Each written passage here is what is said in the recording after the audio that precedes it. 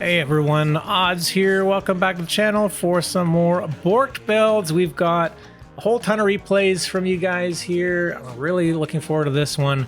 This is the Dominion Core Special.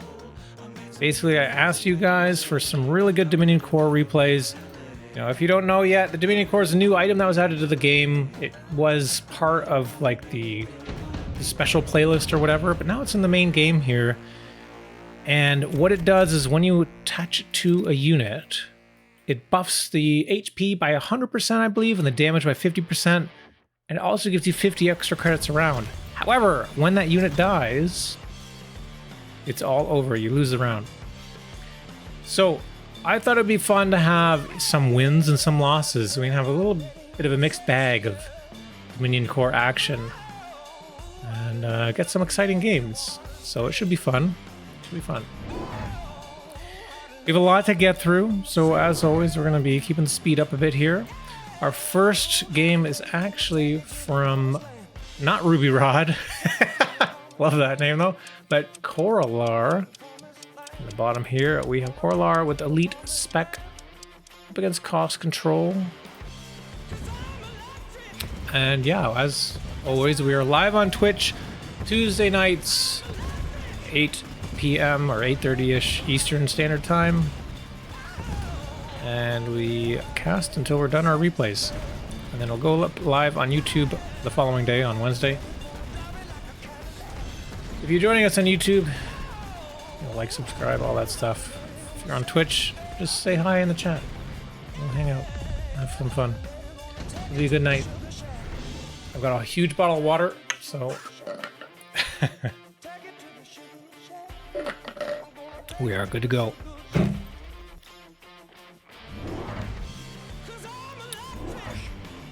Also, Twitch, of course, let me know if like the volume is, you know, too loud for music, too quiet for the game, too loud or quiet for my voice. I'm playing with my settings a bit. I actually might turn down the music a little bit.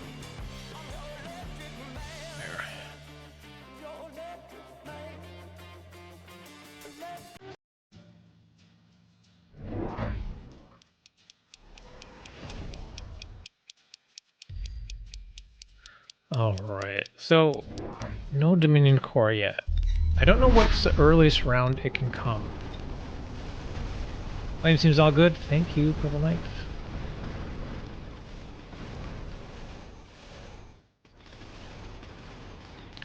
Someone, oh man, I was like at the grocery store or something, and I saw a magazine that was like, the cover was David Bowie. Couldn't remember what it said, but man, it just like made me sad for a bit. I think we talked about this a few weeks ago.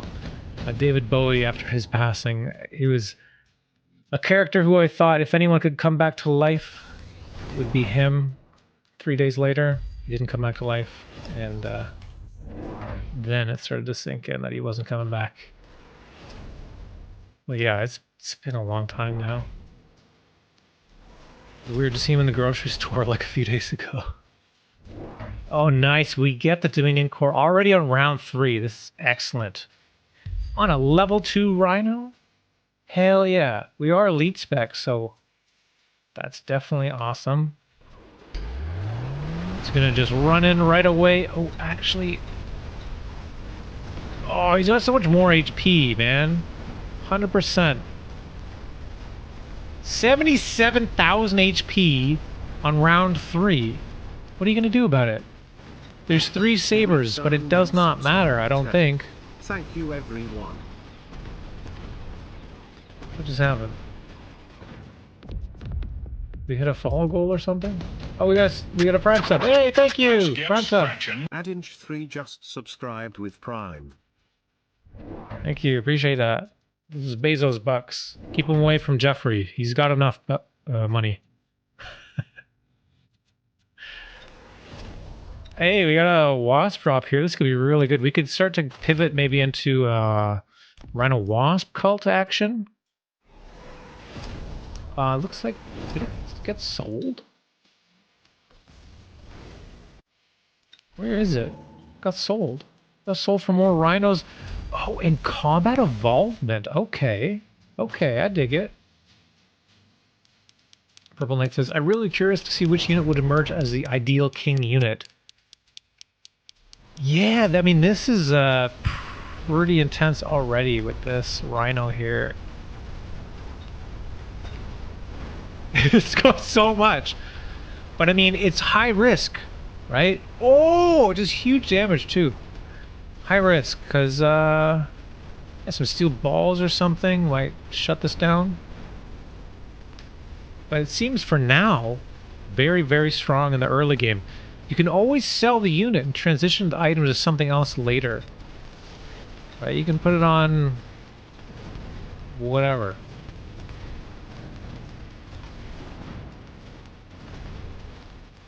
Fortress. Maybe you can transition to Fortress. Oh my god, this game is not going to last very long. It's round 5. Ruby Rod is already almost dead. Can't make use of increased HP with Siege Scorps. Let's see Siege Scorps here. Okay, yeah, Arclight Shockwave. That's probably not going to help very much here. We've already got crawlers at level 2. We have defense 1. Oh, man. Oh, EMP coming down. It should be important to shield, but as elite spec, always tricky to have money to buy shields. So this might not work here. The steel balls at level 2 and a quick range. I don't think this is going to work this turn. Let's see.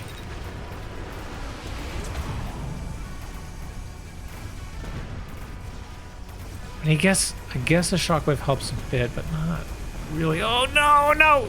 That's it. That's it. Okay, we got to transition. We got to get out of the Rhino here. There's steel balls. After Kepals post wondering about viability of King Wasp. So Kepals said King Wasp is actually really good. Even before his post. Because you need to kill every single unit in the pack, right? And if you have... Like, Wasps are actually a bit tankier than you think, especially when they have levels. 50% extra damage, too, is quite a lot for the Wasp. It already does a lot of damage. Oh, we're going into Whirlwind now? Okay. You might need, like, a mobile beacon or something. I don't think we can just run the Rhino right in again.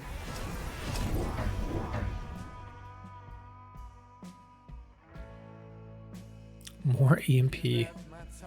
Jeez. Coming back from earlier, I guess? Yeah. Level 3 Hound is nothing to scoff at either. Okay, let's speed this guy up. Come on. A couple flank crawlers here, and also that wasp swarm.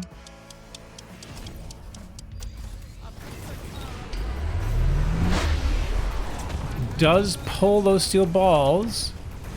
Is it enough? And what about the timing on this tower? Are we gonna be able to get that tower? Steel ball's got a lock, but actually this left tower goes down. The right tower is gonna go down now too. And this Rhino is not dying. Whirlwind! Whirlwind! Oh my god. Oh my god. Oh shit. Crazy Rhino. And now he's just gained all his HP back. That could be it. That might be game. No? Almost. Getting there. Nano repair. Yep. Level 3. Ruby Rod's getting all the call downs here. We got missiles, we got EMPs, we got tons of stuff. So it'd be good to see like Sledgehammer or something thrown down here. Distract the steel ball even more. Steel balls with mech div in front. Actually, I like that quite a lot too. The steel ball, in that case, is just going to carry the crawlers. They're only level 1 crawlers, but This is the transport for the crawlers.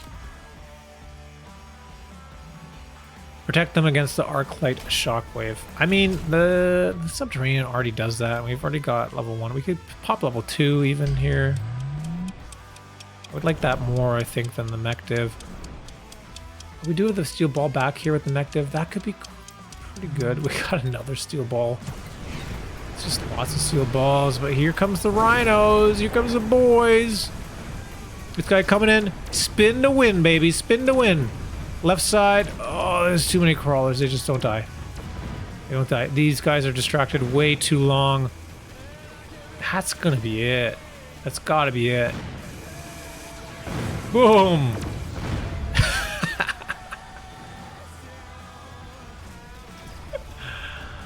With the spin, he was able to clear the way. Red should have went melting point ages ago. Well, I think Red was fine with the steel ball choice. But the problem is they put it here, which then it got pulled. They had another one here or something. They should have it here maybe as well, but they doubled up. So there's actually 2 packs here. If you're going to do that, you also need to mobile beacon forward towards the rhino. That can also be kind of abused too, though, if you get a mobile beacon for blue and the rhino here to go, you know, over the right or to this tower or something like that. But yeah, that was a sweet game. Quick and dirty. Dominion Core just absolutely dominating this game. Great replay. Thank you, Corelar, for that. It's a first time submission too, I believe, so much appreciated. I'm looking forward to more. GG. So now we got a few from Kepals here, and I don't know which one to watch. The first one is a wasp one. So we were talking about wasps. So the rooster game is against wasp. What's this one? No, yeah, let's watch the wasp one. I think that's the most interesting one. So against rooster here.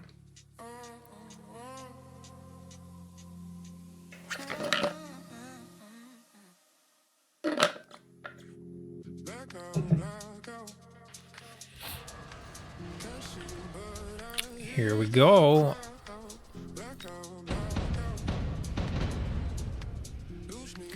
So we should also be talking about next week's Borked Builds. Right, before we forget, we're gonna do Gotta Go Fast. Okay, Gotta Go Fast, or Speed, or whatever you want to call it. In the movie Speed, there's a bus, and it has to drive above, I don't know, 60 miles an hour or whatever it is. If it slows down, then the bomb blows up. Same principle is going to apply to this week's Borked Build. We want all your units to be always above 15 meters per second, at equal to or above. Hey Dachshund, how's it going? So what that means is, you're going to probably be wanting temp speed, right? There are units that are 16 meters per second base. Those are safe. But there are some units like Tarantula, like Typhoon, like Fortress, you know, where they have assault mode variant or they have mechanical rage and they can move faster that way. Yes, we want the zoomies, absolutely. So it might be possible to, in that case, snag those units and tech them the round that you get them to make sure that they don't go below 15 meters per second. So I think that's the goal. It's also possible, you know, maybe if you get the speed boost card, that opens the door for some other possibilities too, right? Same with the speed modifier card, the haste mod. That increases the move speed. You could pop it on one unit to get it going super fast. Maybe if you need a faster, like, maybe there's a way to get a melter above, 15 meters per second, right? With temp speed, with the speed card, with haste mod, something like that. Have fun with it. could be something pretty cool. But yeah, that's the gist. That's the idea. So hopefully we're not going to have like all Rhino Wasp games. I'd like for you guys to try to branch out a bit and try to find some more interesting things. Sledgehammer, for example. Sledge with mech rage and temp speed is 15 meters per second. So that's completely playable. There's going to have to be a couple rounds of grace, right? So we would say by turn 3, that's when we have to go fast. All right. Round 1 and 2 setup. Round 3, let's go. Just in case you need to sell a couple units or whatever too, you know. Yeah, that's going to be the plan this week. So I'm looking forward to those games too.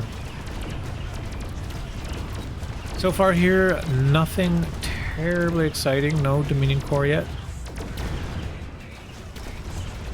If you got speed spec with advanced power system, all units become available as long as you temp speed. That's actually crazy, Apucci.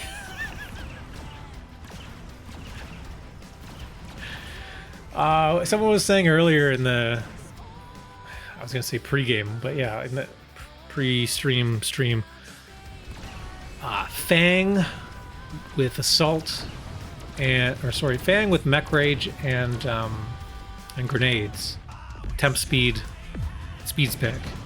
Use that as your chaff clear. There we go. Here's Dominion Core. 30 deploys of balls later. It should be fun. It should be fun. But back to Dominion Core, right? We're in Dominion Core right now. Oh, you know what? I'm looking at the wrong side. We got Kepals here. This is our hero today, right? We're watching Kepals. He's got improved Wasp, elite spec, Dominion Core. Up against Rooster here. Rooster going into the Wraith. Do we have AA? We do. We do. So, oh man, I'm looking forward to this. I mean, obviously the Fangs don't stand a chance. So Rooster did Jav. Everything else is dead, so it honestly doesn't matter at this point if the Wasps die. They get the tower. And that's fine. They were like the last unit killed pretty much, so no big deal. Mobile Beacon could be good. Assault Radiant 2, increased speed by 3. Yeah. I'm sure there's a way to get that going fast.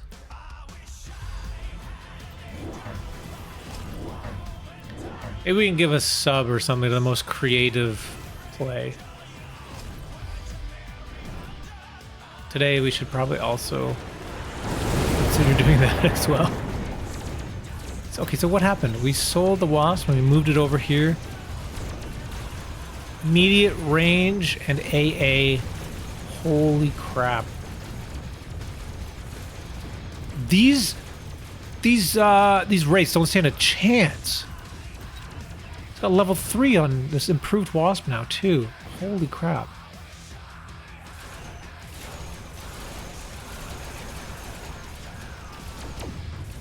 Wow. Oh man, that feels so bad. Oh my god. I don't even know there's a way out of this as a Rooster here. Well, there's double Mustang pack drop.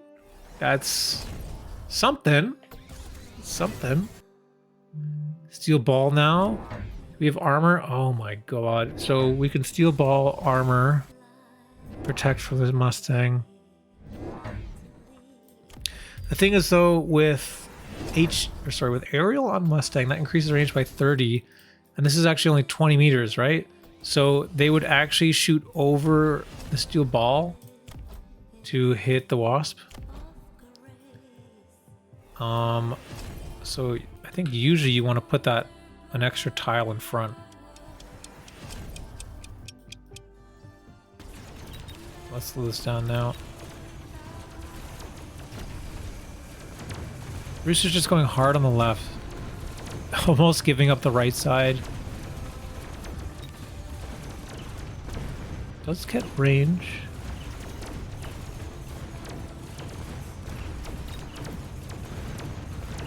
Okay, I'm trying to watch closer over here. Oh, it looks like they're gonna go down. Okay. There's a chance.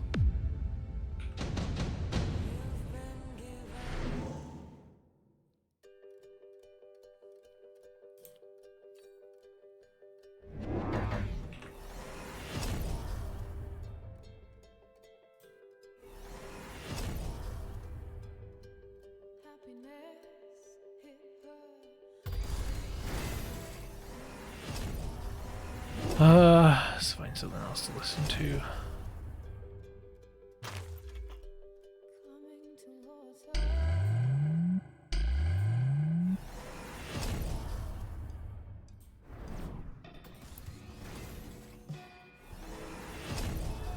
HEBs. Oh, we did it, guys. Decrease attack by 30%, but does not really matter. I've already got increased attack by 60% here. An improved wasp. They don't exactly equal out. I know one gets calculated before the other, but I believe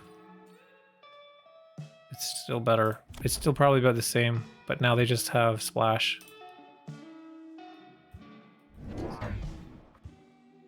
By same, I meant same as the default wasp. There's a lot of wasps. And we have elite marksman available.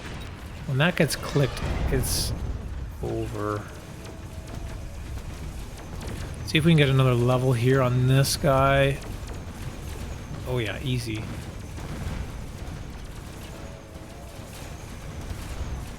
Fortunately, I didn't play enough games to ever see Dominion Core. A stomach bug ran through the house. Oh man, that sucks. Sorry to hear that. That's the worst. Yeah, we had that bad here last year. My wife had it and was in the bathroom for about 36 hours or something. And then I thought I was clear, but then exactly a week later, I spent the whole weekend in the bathroom as well. Somehow, unfortunately, it timed out so both of us had to be sick on the weekends and we couldn't take fucking time off from work. It was just like, just immediately ran through over the weekend. I mean, I think we only took one day off, maybe like a Friday or a Monday. But it sounds like you had it bad for a while there. So Jav coming down and intelligently, yeah, Kepals goes, takes this swap, moves it backwards. Just in case that Jav doesn't, like if the Jav was here, the whole round is over and Rooster wins. Like it's too much damage on the board. You cannot get Javelin here. Rooster doesn't even go for it though. I mean, honestly, if I was in Rooster's position here, kind of losing already anyway, not looking super great, I would probably take this jab and put it back here. Because most of the time, I'm pretty sure to dodge, the wasp is going to go backwards anyway. You might be able to get it. Oh, but he splits it. I see. Yeah, if it splits, it doesn't matter. You can't hit it all.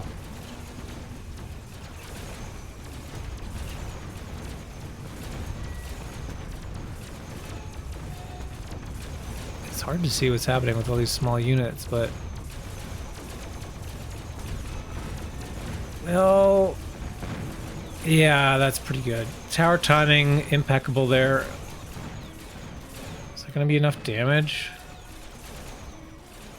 Probably. Well, maybe not. They're all light units there. Oh yeah, it's just enough. Just enough. GG Kepals showing us how it's done with that wasp. Showing us again, improved wasp is a good card. Sometimes.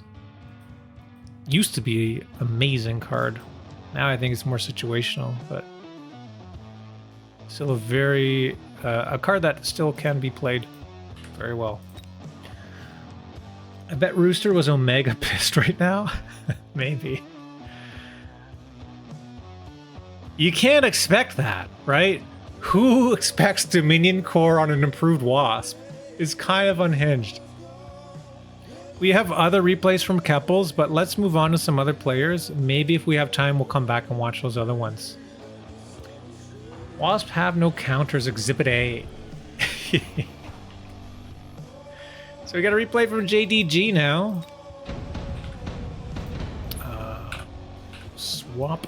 There we go.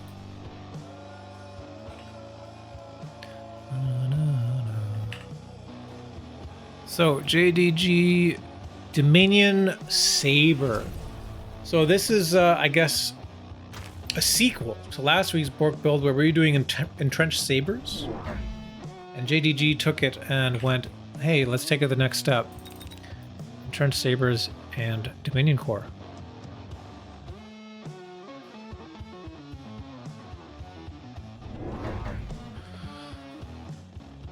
So let's see how he's gonna figure this one out. Standard saber, but we've got ball packs, so it looks like, yeah, you know, field entrenchment could be good.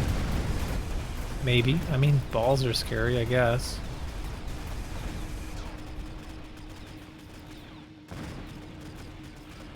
This guy's going a wild goose chase.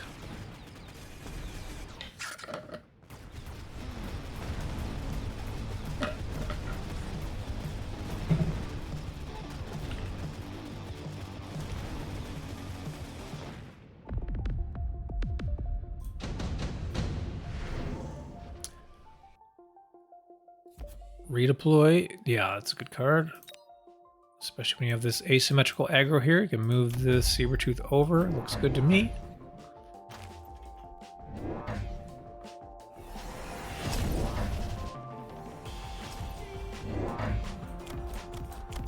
Oh, did you use marksman spec? Oh, I see. Yeah, quick supply, obviously. Yeah, getting the double Mustang pack to go with the 2 balls. That used to be a pretty popular start. I haven't seen that in a long time.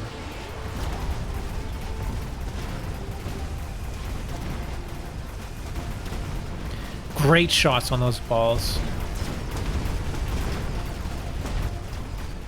Yeah, now they just tank those Mustangs. Looks pretty good. Oh my god, this one stupid Mustang. He's gonna get the shield popped. That feels bad, man.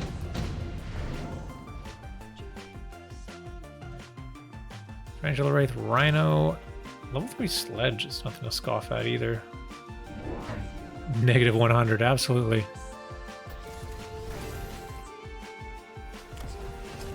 Wraith?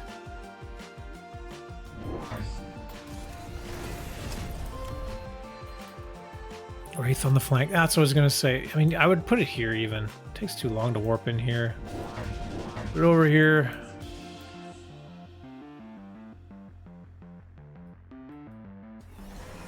Sometimes when an opponent's just going like asymmetrical aggro on you, it means their other side is wide open.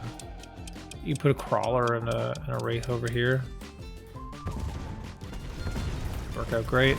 He's gonna warp in though, and let's see if we can hang on until then. What is this, a level 1 tower still? Yeah, like look how slow it is after the warp in.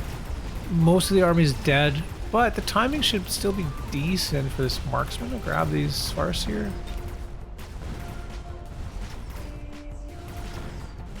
Nice. I expected this to be sold. Still no Dominion Core.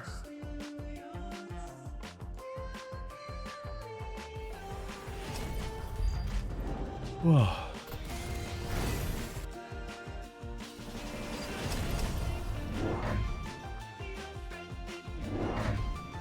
There we go. Fuel entrenchment. That looks pretty decent. Just digging in. This fire might make it difficult for them to stay alive though. If all the chaff dies, these steel balls might get decent locked. I'm gonna slow this down because the other thing is like with the entrenchment, it keeps them back too. So it changes the timing of when things lock on.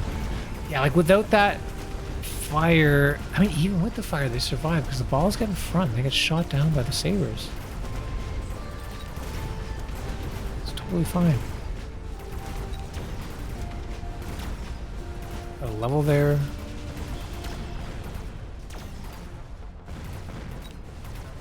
No, come on. He's just like so slow. One of the worst things in many games, in my opinion, is when you have an effect that deals slow damage to a player. For example, in like MOBA games, there's abilities that slow other players down. They're toxic as fuck, dude.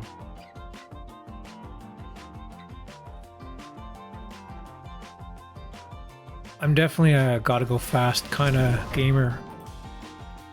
When I get slowed down, I just get mad. I mean, the towers in this, it doesn't bother me as much because it's like part of the game. It's a debuff from that. It's not like I'm controlling a character trying to move quickly. I used to play a lot of Quake and other like deathmatch like arena shooters. And speed is the name of the game in those. Always sucked to get like jumbled around, or like if you're going too fast and you like hit a wall or like the ceiling of like if there's like a doorway and you kind of hit the top of it, brings you to a stop, ruins all the fun. If you guys haven't seen, if you're like a little bit interested in like some Quake stuff, you haven't seen it before, there's something called defrag, which is basically Quake speed running in a way. They have these like really crazy levels that they try to go through as quickly as possible, and there's always like a World Cup or whatever every year, so they put out a video like the fastest runs on some of these levels by some of these players each year, which is really fun to watch sometimes. It's also kind of reminiscent of Surf from Counter-Strike, if you are familiar with that, but much more, I wouldn't say much more, but it is similarly or more technically demanding than Surf. You have to use the different weapons and stuff too to get different bonuses. Sometimes you gotta use a plasma gun to climb up a wall. Sometimes you gotta use your rocket launcher to get some air. Oh, here we go. Finally, we got Dominion Core. Round 7. Alright. Unreal Tournament. Unreal Tournament's too slow. I tried to play Unreal Tournament a lot too, but I was more of the Quake guy because of the slidey movement. UT 2K4 was alright though. Because you had, you could dash, dodge, or whatever they call it in that game, where you double tap like D or A and you could sidestep, like do a dodge thing. You get some decent speed, but it just kind of like felt a bit clunky because you always came to a stop before you could do your next movement. In my opinion, anyway. But Instagib on Instagib UT was peak Instagib, in my opinion. Spent a bunch of hours on UT Tower Map. Facing Worlds. That's the name of the tower map, I believe.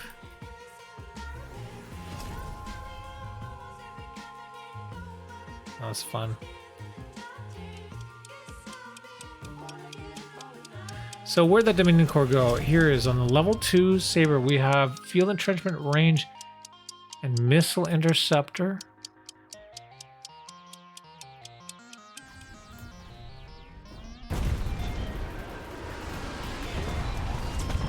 Oh, everything gets EMP'd. Oof.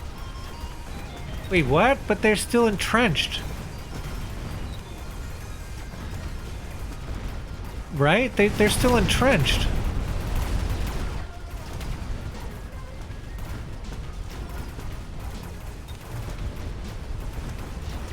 Oh, it's gonna die! It's gonna die! Oh, God. Everything goes down. Oh, JDG. You used to play an open source arena shooter called Sour Brighton. I've heard of that one. I thought that one was more... Oh no, I'm thinking of Urban Terror. Sour Brighton. I think... I never played that one. I played Warsaw. W-A-R-S-O-W. I played Warsaw quite a lot. Warsaw had a really cool feature that you could do like a wall jump. So if you were going fast around corners or whatever, jumping around, and then you hit perpendicular into a wall, you could also jump and tap back off the wall to maintain your speed off the wall. So it was really fun. I think there was double jump as well. Urban Terror uses the Celebrating engine. Urban Terror I thought was on the Quake 3 engine, and I don't know, maybe there's another version of it. Maybe it is. Maybe you're right. Because I'm getting confused by those two in my head. So maybe they are related. Oh, I'm wrong. No one else will remember this, but there was also a game someone made, a Quake Pro player. Shit, I can't even remember who it was. And you were just like these fucking like spheres that would jump around the map, and there's only 3 guns. There was the rocket, the lightning gun, and rail, I think. I don't even remember what it's called. I wish I still had that. It was hilarious. It was like arena shooting as bare minimum. But Corso was, in my opinion, one of the best ones. That one a lot.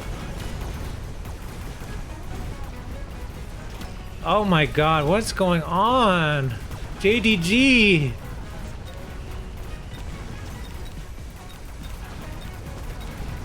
The Saber has got the Dominion Core over here now. It got redeployed. Well, actually still a bunch of this stuff did die, but you know, these fire ships are going to do quite a lot of damage.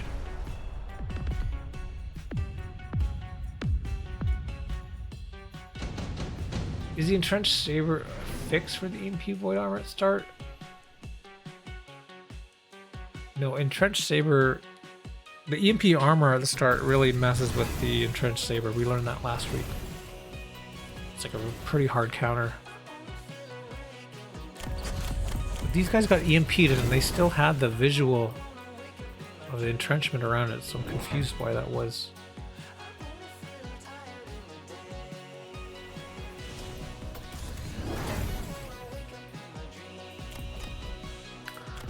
With Wasp Trap, we got Steel Ball with Mective.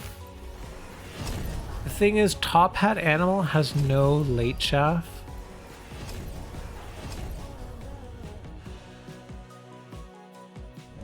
Otherwise, this would be looking a lot better for red, I think. EMP launcher overload. Look how protected this guy is. He's got 100k HP. Back behind, you know, another Saber here. Another Saber with heavy armor, by the way. Level 3 tower here. I think, yeah. What do we got? We got secondary armament now. That might help with some of these steel balls. Still a lot of stuff and not a lot of chaff clear. These storms with the launcher overload might be alright.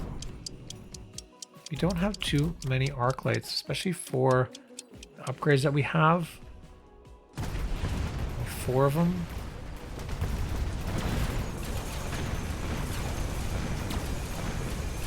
Photon does get, yeah, these EMP storms aren't EMPing, obviously.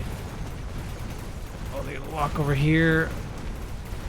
Well, Farseers are taking damage. Tower under threat, but the timing is a lot slower than last time, and now the left side has mostly been cleared. That important Farseer does go down. No, I don't think there's anything that can kill this Saber. No. It's a very important Saber. It's gonna kill everything. They don't re-entrench. Yeah, that's one of the biggest flaws. Second, that the trench is bugged. Oh, the second is the trench tech is bugged. I've watched games with my buds where they untrench on round start despite no EMP on the board.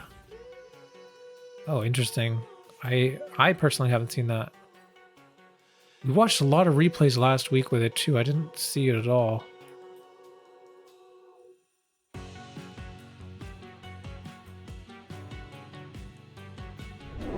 Yeah, I would have thought that would come up last week because we watched like, I don't know, 12 replays or something within Trench.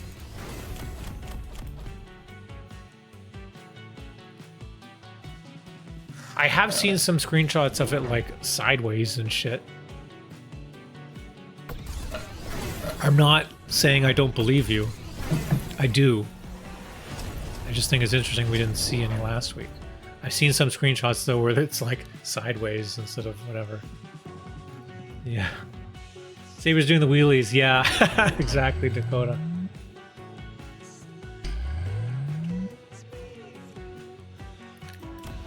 More Stormies. Might be good to choose high explosive ammo here. We've already got the EMP. Kind of expensive.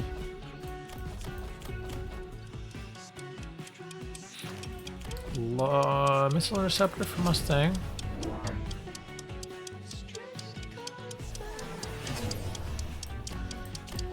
And energy shield Fang. It'd be good to have like another missile here. Kill this stuff when it comes in. But everything's gonna get missile intercepted anyway, it doesn't matter. Okay, cross your fingers. Here's that Dominion core right here in the back. The buddy system.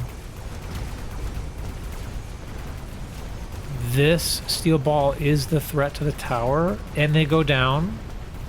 So now right tower is not going to die very quickly. Left side looking good, and oh my god, like these Mustangs are not able to shoot anything other than missiles now. There's just so many storm callers.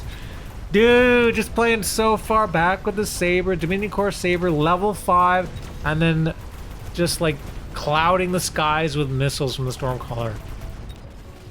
Cannot be stopped.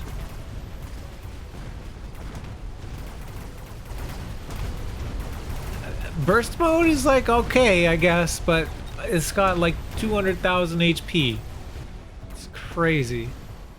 And well, that's not it. That's not enough, I don't think. We're gonna get another round. Wheelies is a future AA Saber leak. Let's build some ramps, launch over it. Maybe a Saber should use the shield, drive up the shield to get into the air. Start shooting at all those air units. Side guns shooting up. We've got anti-missile, right? Missile interceptor on Saber. That's like, that's a, what do you call it? Like a chaff gun or whatever that shoots up. You should be able to shoot wasps and shit too. What's the range on that Saber? 150 meters, but that's without the field entrenchment. I'm pretty sure it does not include the field entrenchment. Although the visual shows like these ones entrenched, this one not. This one is. Like that's kind of confusing. I'm pretty sure it doesn't include the extra 20.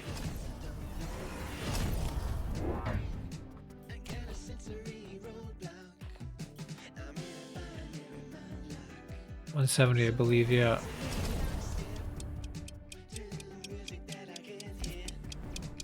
Like we saw last week, with the Saber on the flank, immediately popping the tower.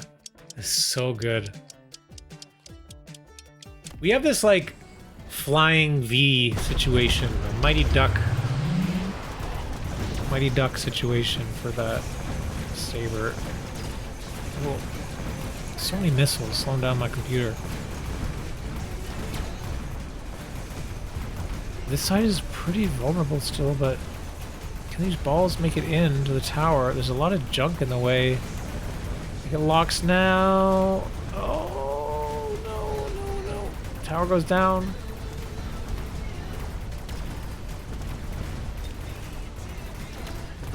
It's so good that there's an extra saber in front here. And now this saber's just one tap in all of these Farseers. Oh no! I thought this was all over. But it looks like JDG might have this still. Maybe. Is the saber gonna live? Oh my god, it dies. But the missiles land. No! JDG, I thought you had that. No! Oh man, that was such a good game. It was such a good game. Oh, I'm so sad. I still appreciate the replay. That was a wicked try. I think you just had to slow down this ball a little bit from getting the tower, and I think you would have been good. I think you would have been good. It's just this one guy getting the tower that ruined everything. Very good game. Thanks for the replay. Repair would have been more useful than side guns. Now, I think that's debatable. The side guns is quite good at clearing, you know, the hounds and like a bunch of crap like the steel balls when they pop in too. Yes, there's a little anti-synergy in that, you know, it doesn't shoot the max range, right? It only has a 95-meter range, but there's a lot of things getting in that range. It's just at the end of the round where it's not so good. And the problem with the early game was the steel ball locking on, and a field entrenchment, or sorry, a field maintenance would not help that, but side gun would. So, debatable, right? Side gun better early, maybe, but field maintenance better longer. Once all the other stuff was done. It's debatable. I don't think it's as bad as people say it is. Knight, you're up. Acid Bombard Scorps might have been a good there. Lots of people recommend Acid Scorps. I mean, if you had an Acid Bombard Scorp, it could be pretty far back as well. Essentially entrenched.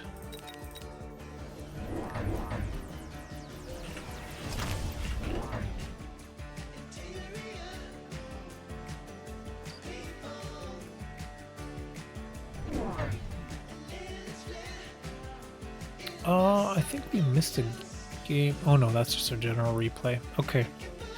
Knight, quick. Dominion Core. Okay. This will be a good one. This will be a quick one, apparently.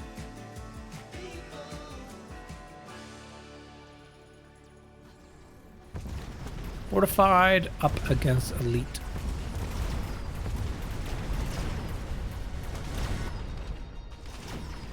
.210-meter range with temp range, but you have to clear chaff of course, and the storms may outrange it. Now, you guys are all talking standard nonsense to me.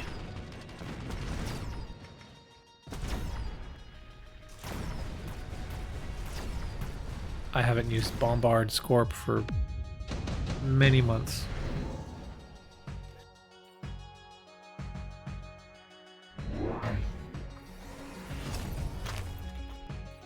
We got the quick teleport. That could be nice.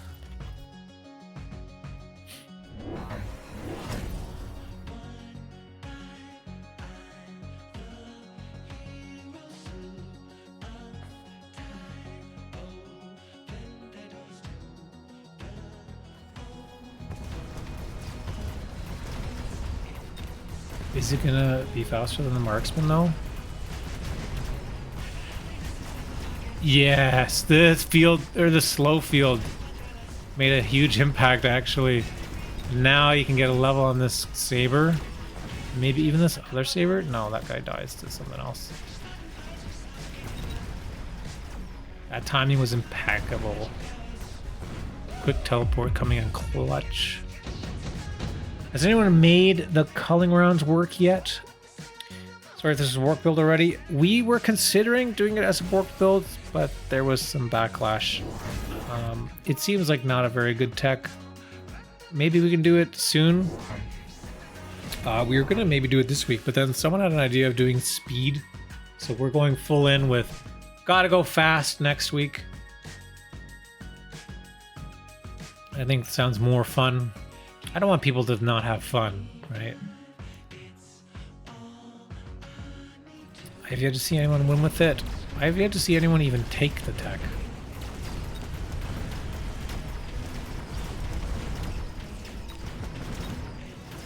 We got the Dominion core on the Saber here. Hell yeah. I've seen them be great against crawlers, but then you ruin them against, yeah, basically everything else. Whoa, whoa, we had a Dominion core on that guy too? We had a Dominion core on a marksman? Seriously? What the fuck?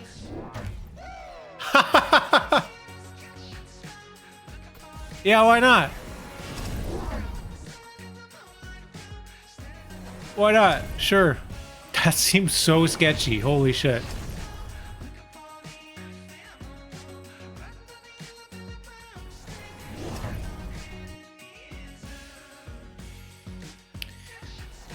Level 2 crawlers counters pretty well. Well, I thought they buffed the damage on culling.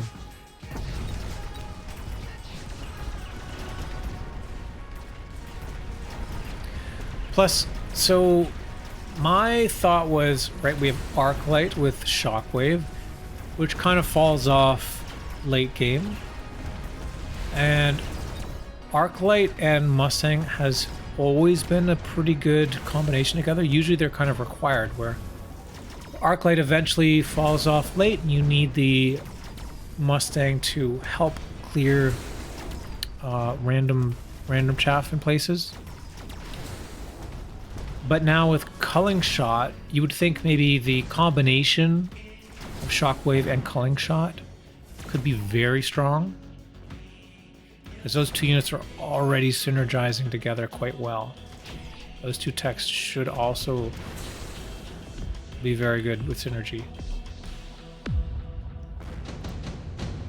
Please quad missile that mark.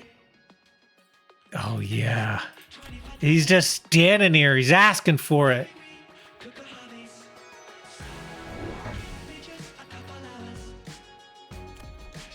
So many levels here. Come on, Knight.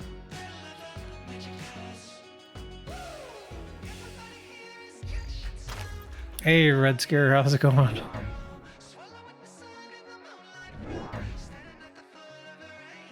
I think Dominion value lies more in the stats. Stats are quite good. It also gives you more money. As long, so, you know, theoretically, right? As long as you put the Dominion core on the unit that's going to die last every round, it's only profit. You only lose if you choose the wrong unit.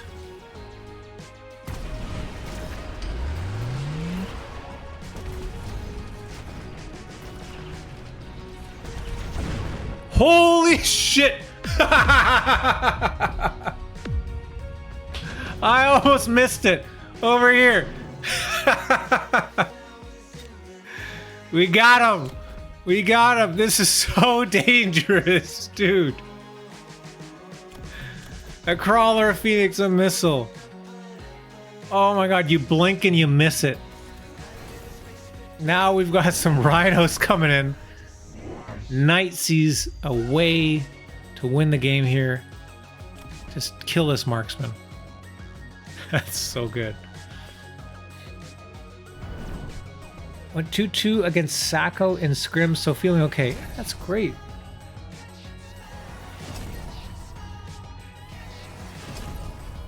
You guys getting ready for next season of Mag 1? Oh, excuse me.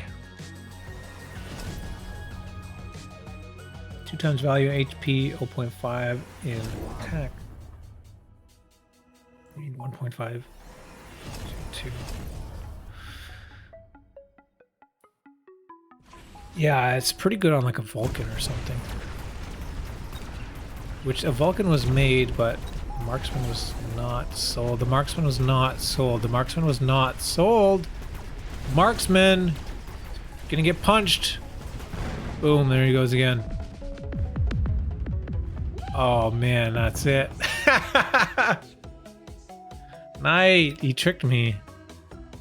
I thought it was gonna go bad for you here with the Dominion Core, but the opponent, you know, that marksman was a critical error there.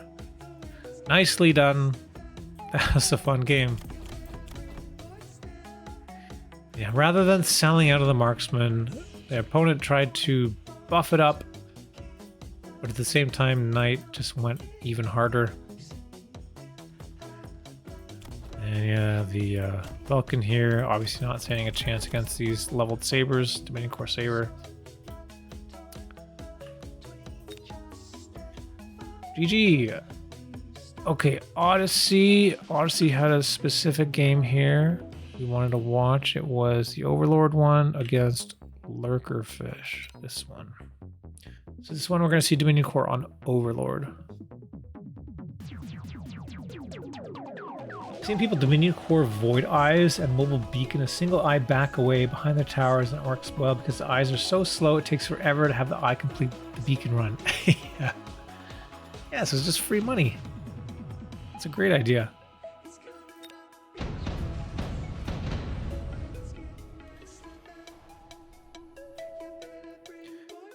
No, it was the other one? Oh, which one are we doing?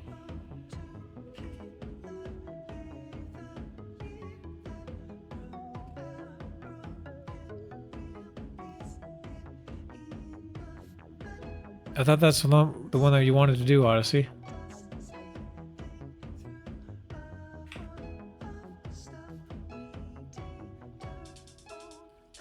Mr. Civilized?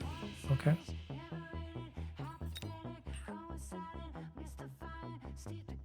Because this is going to be a double Dominion Core game? Okay.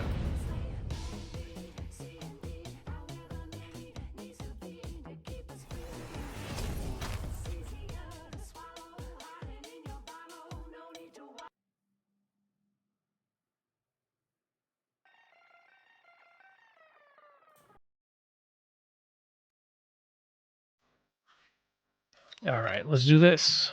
Odyssey versus Mr. Civilized. We got quick supply against speed.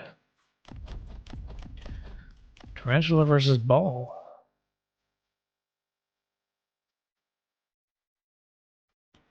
Nice little pocket here. Okay, there we go. Marksman's.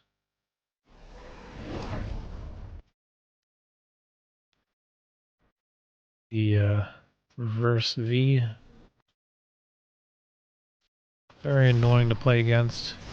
As soon as the chaff here dies, you see perfect timing here from Odyssey, the next row of chaff comes in. Pay attention to that, boys and girls.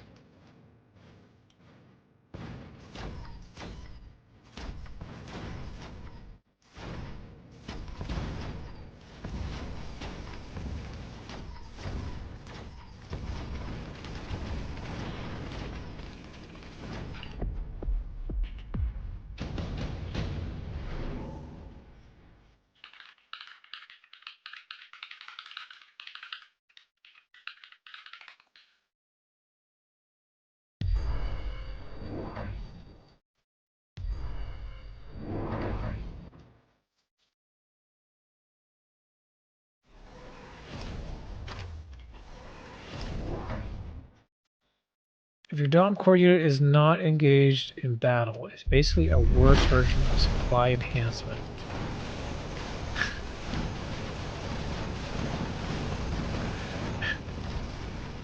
You guys, you're really gonna get me with the supply enhancement shit, eh?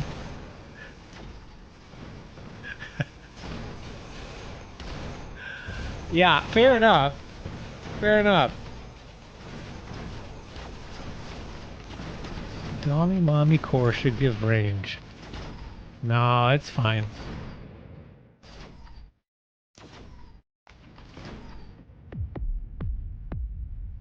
It's already a bad card for tempo. The Dominion Core doesn't seem like a bad item for tempo because you're actually buffing a unit as long as you're using the unit. Right, like we saw previously, round 2, putting a Dominion Core on a level 2 Rhino is like unkillable. Great tempo. Dominion Core is a high tempo item. Yeah, exactly, Poochie. And here, yeah, plus on those improved wasps from Kepals in round 3. Unkillable. It forces a response. Whoa, whoa, whoa. Steel ball. Round 3 with kinetic charge.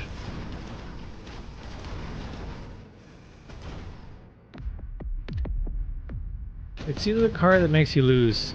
Only if you put it on the wrong unit. It's $100. Look how much you get.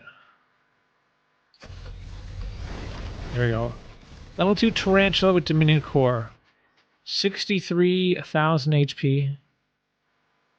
Oh, and we see Mr. Civilized takes it over here. He's going to use it and split the ball pack. Steel balls are exceptional with extra HP. They're really good, you know, with items like heavy armor or super heavy armor or portable shield, increasing HP. Insanely difficult to deal with. So the extra 100% here seems like a cheaper, like heavy, something between heavy armor and super heavy armor. And having them all split up means they're not all gonna just die at once.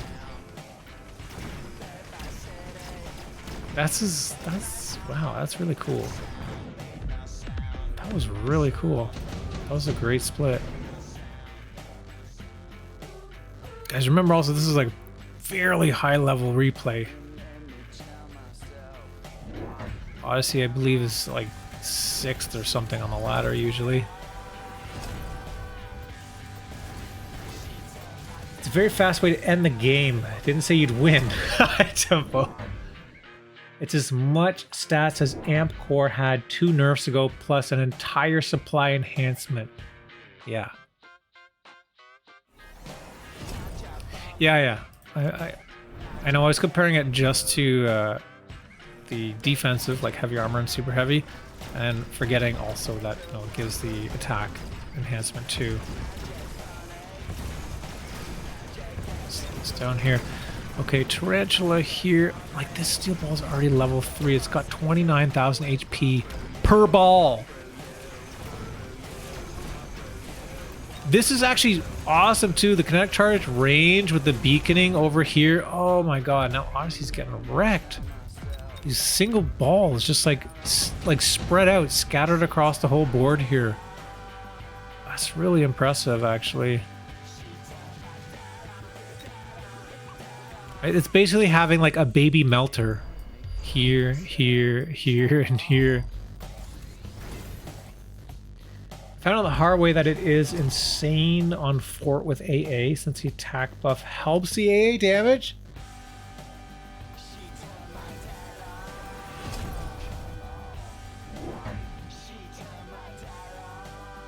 Yeah, that's scary.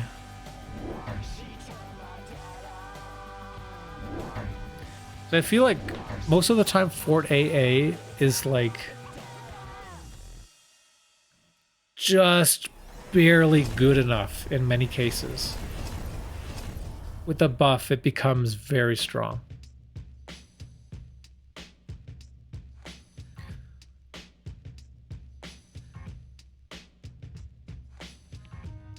The dang fort was 1v1ing my improved boat. Holy fuck. I didn't think it would be that good.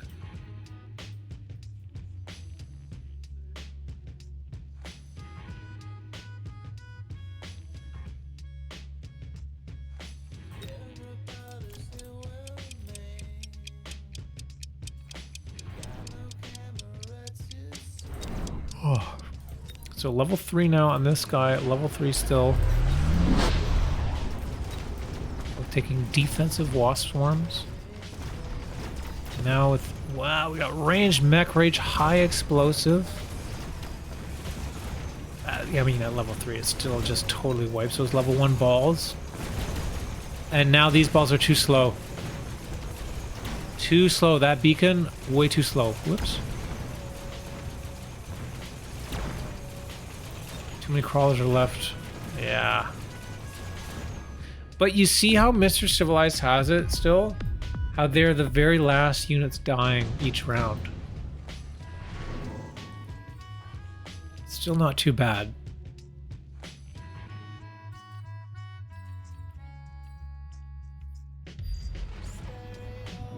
Double lightning.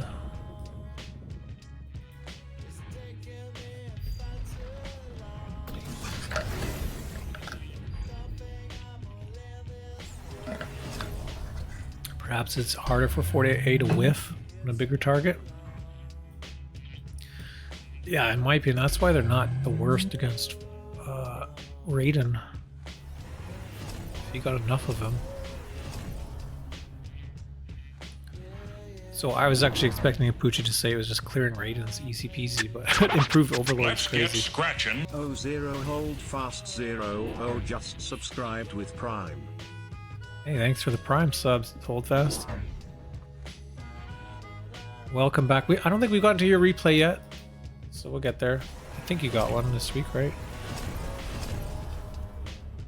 1, 2. Actually, yeah, you are not next, but 2 from now. Odyssey with the patented subterranean. Oh, no +2. Woof.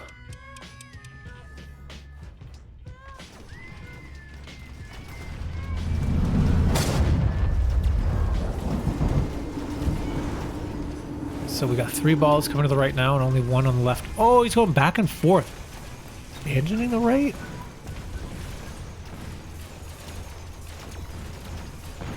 Well, not quite abandoning, but interesting. And we also have, you know, grenade launcher, range portable shield on the Fang. Kind of crazy. So now all the chaff is dead for the most part. Also, you know, Tarantula with mech rage, they're going to be moving faster than everything else. Now the tower goes down. Now we get a lock on this. Oh, man. Odyssey. Yeah, if these balls are slowed enough this way, that looks pretty good because all the crawlers are dead now. The crawlers also, you know, we took subterranean last round, so they're faster. So they all die faster too. King Spooter fears no balls, but maybe he should. 800 into ball tech. I don't know if that plus 50 supply is adding up, fam. I mean, you just won the round with it, so... Level 4 steel ball, 40,000 HP per ball. Also outranging basically everything on the board. Tarantula's, well, 135 with temp speed. With temp speed here, they are 110. But if they move, you know, 20 meters, 40 meters, something, they'll be equal range. So they're going to be higher range.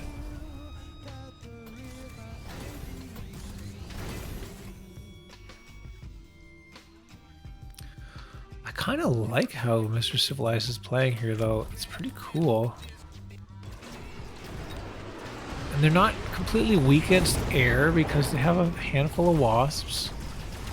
It's got a little bit of everything. Okay, now the ball is coming in this way. But there's no targets here in the middle. Tower on the right goes down.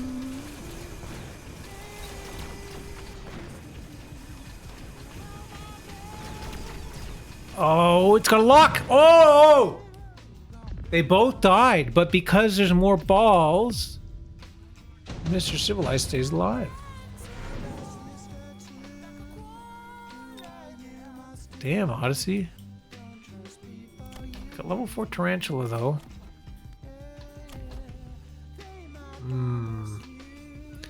Odyssey might need some hackers. Hey, Sparty, how's it going?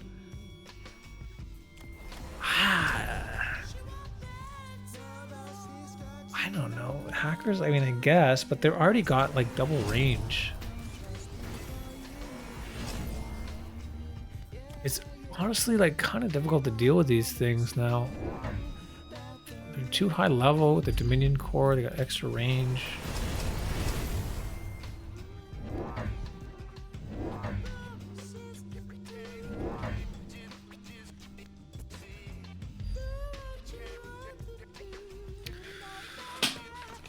Odyssey might, yeah. He's something. He doesn't have like charge shot on Phoenix or anything either.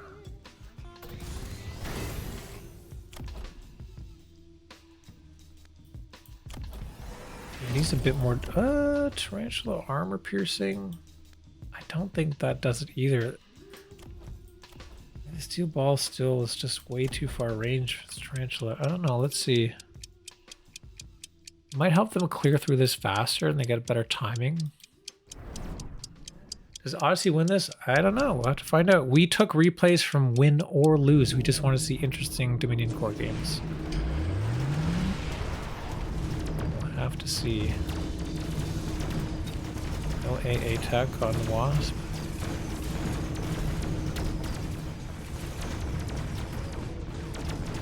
Tower under threat. Tower goes down. Yeah, now these balls... This was a mistake the last time, too, when these balls ended up over here. I don't think these beacons are working out this time. Red needs to not do that again.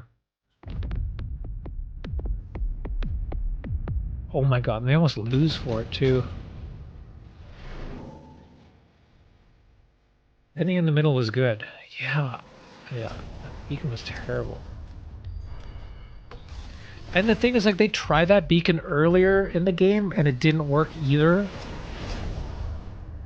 They're trying it again. But it didn't work last time.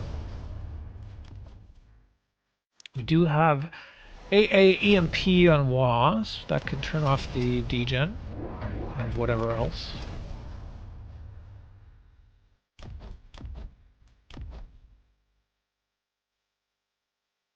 Look at this staircase, though. This is, like, terrifying. We spin this around. Let's watch this round from the other perspective here. So you guys know how it feels to play against Odyssey. In case you haven't played against him.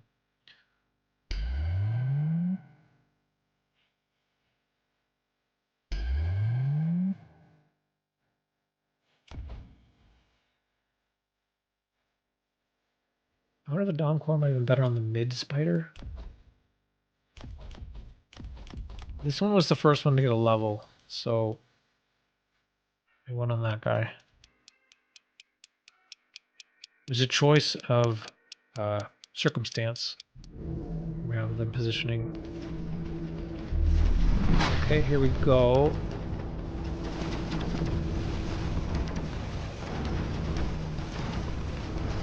Really good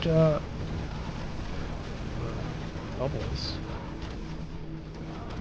So nothing really gets EMP'd there.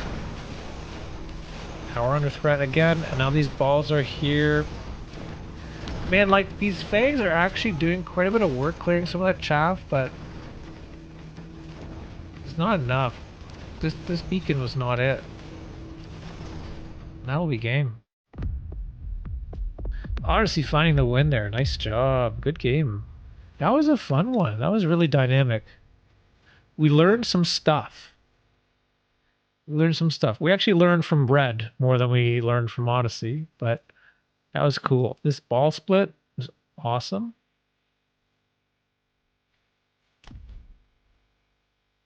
Yeah, that was a good one.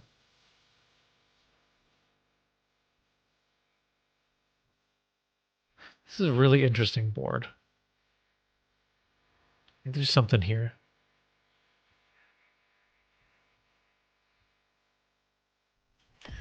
Yeah, quad tech, level 4 Tarantula with Dominion Core, 144,000 HP.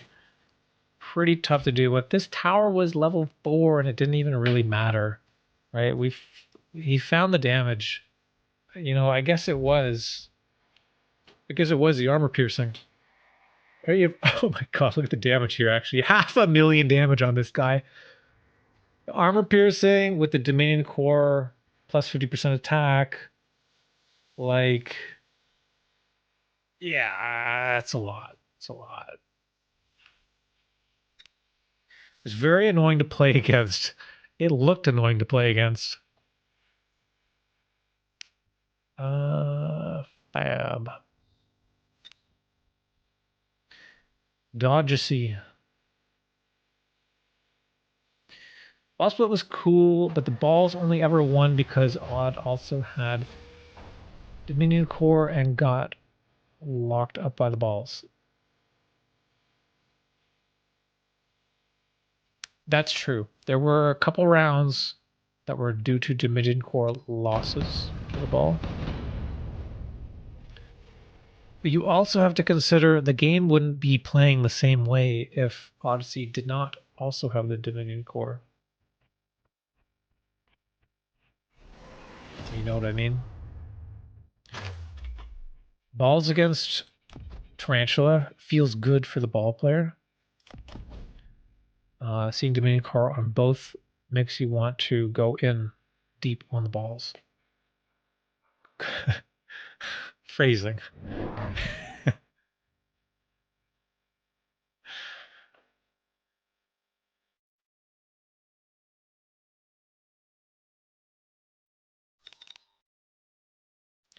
Brutus in the chat. Hey, how's it going?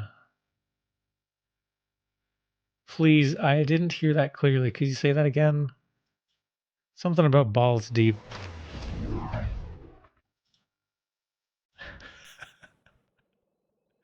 Go deep on the balls. All right, trade as Quicksup and Fab as Fire Badger. Quicksup with the Tarantula Saber Start.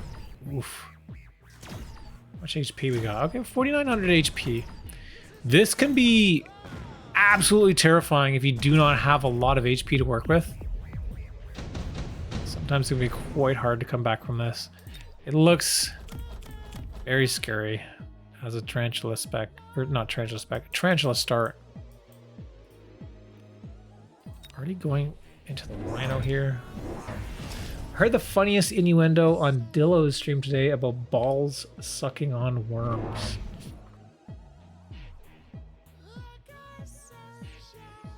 Yeah.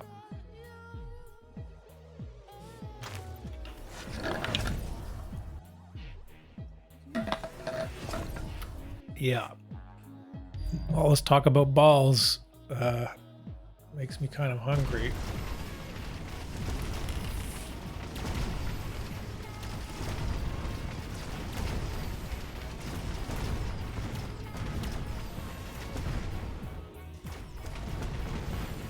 Good thing I got my banana.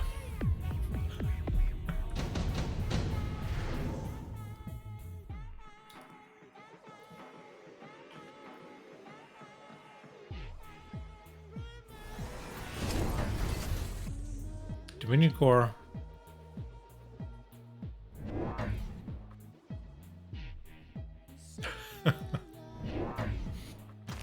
Also, how do you guys peel a banana?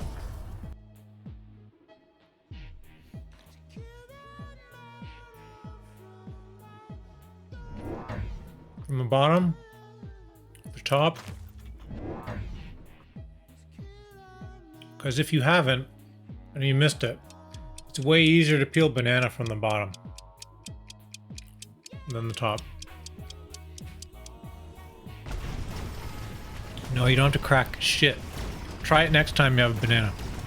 You just like grab it, like open it like a package of chips or whatever.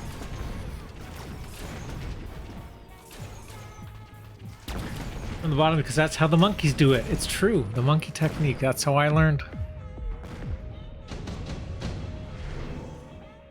Speaking of monkeys, we're listening to the gorillas.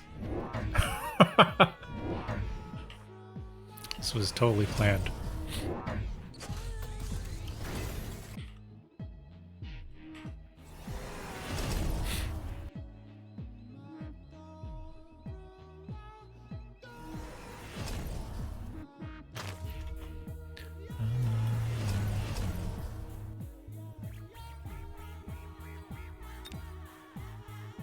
Where's the core?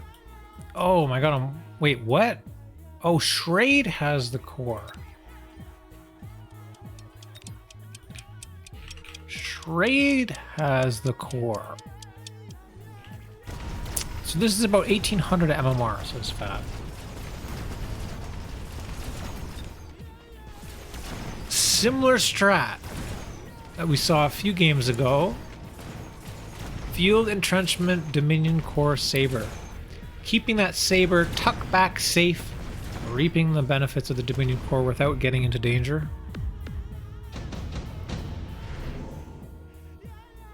Ion Blast. Oh shit, I think I see where this is going.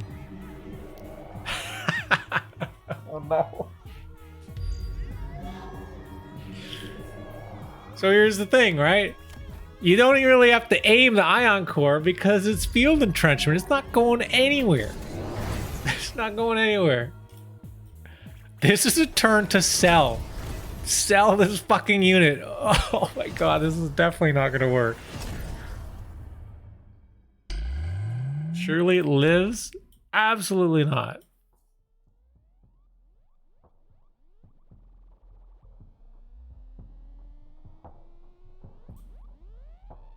It's only 66. You can't beacon entrench? No, it's entrenched. Where would it go? It can't move.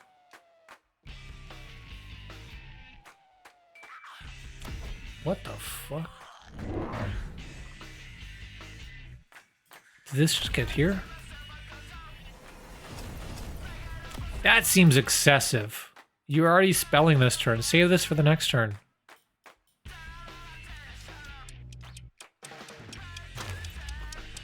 Like, I'm pretty sure it's going to pop the bubble by the time it gets to about here, and it's going to start damaging it. See? I mean, I was right about the bubble timing, and it would have killed it anyway, but the steel balls also got it.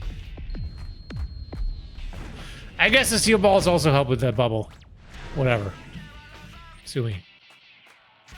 When you have two ideas but can't pick, yeah. You gotta sometimes save your ideas for the next round.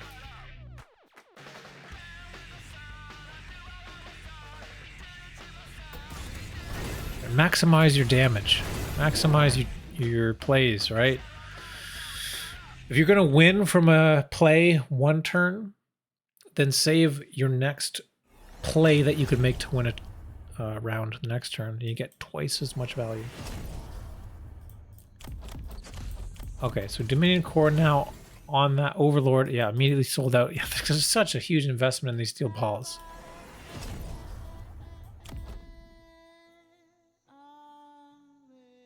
So now it's costing another turn.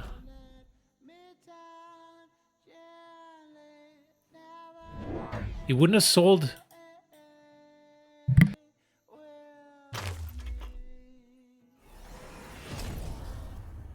Excuse me. He wouldn't have sold if the balls were put down this turn, right? And you get another turn out of it.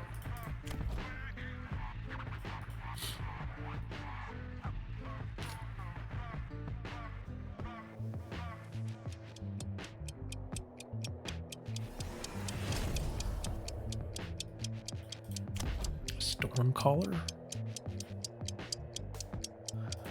So Dominion Core Overlord, 46,000 HP. Oh, very quick chamber compression pickup there.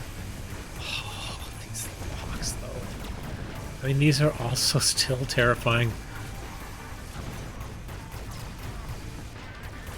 Oh man, it's time to abandon the Dominion Core.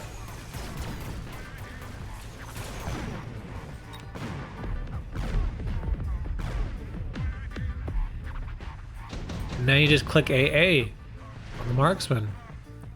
Because we already now see Overlord with attack, and it didn't get a level either. Oh, it's brutal. Rhino Assaults. Rhino Assault doesn't matter that much. That's a pretty good use of Rhino Assault, actually. Beaconing that back.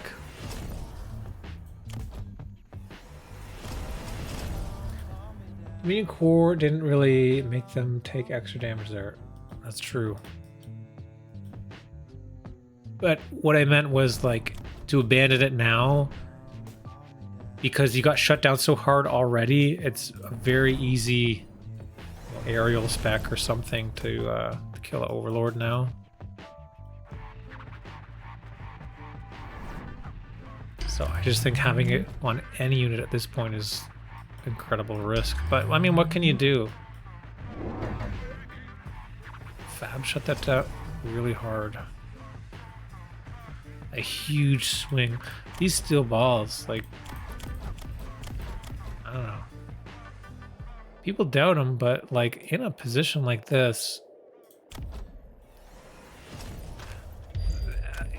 what can you do? Like, there's nothing you can do about it.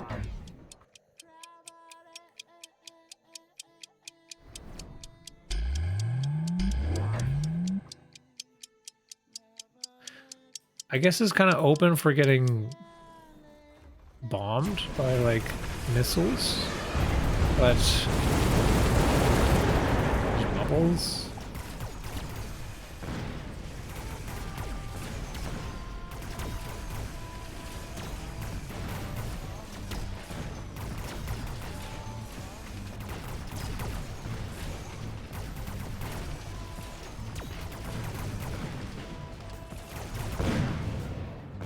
That's that. Well done, Fab. Great plays there. Finding the win. A bit overkill on that one round, but you know what? It ended up working out. Thanks for the replay.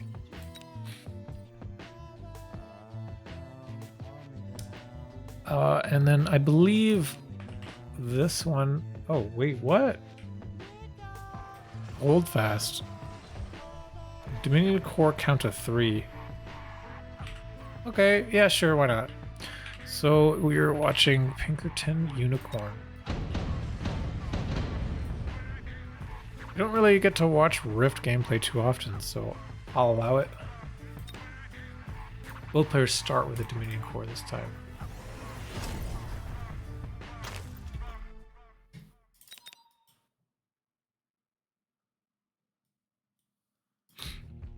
It's a manly name. A manly game? A manly name. Pinkerton Unicorn. Manly name. Got it.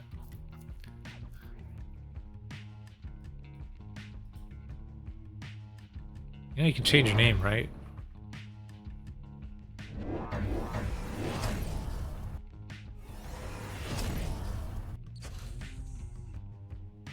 I see Pinkerton, I just reminded of Weezer.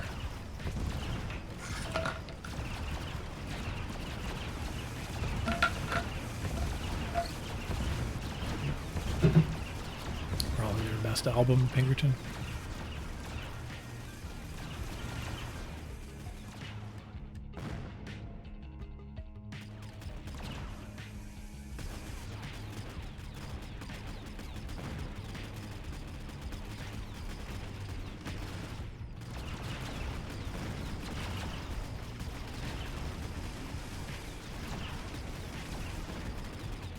Remember right.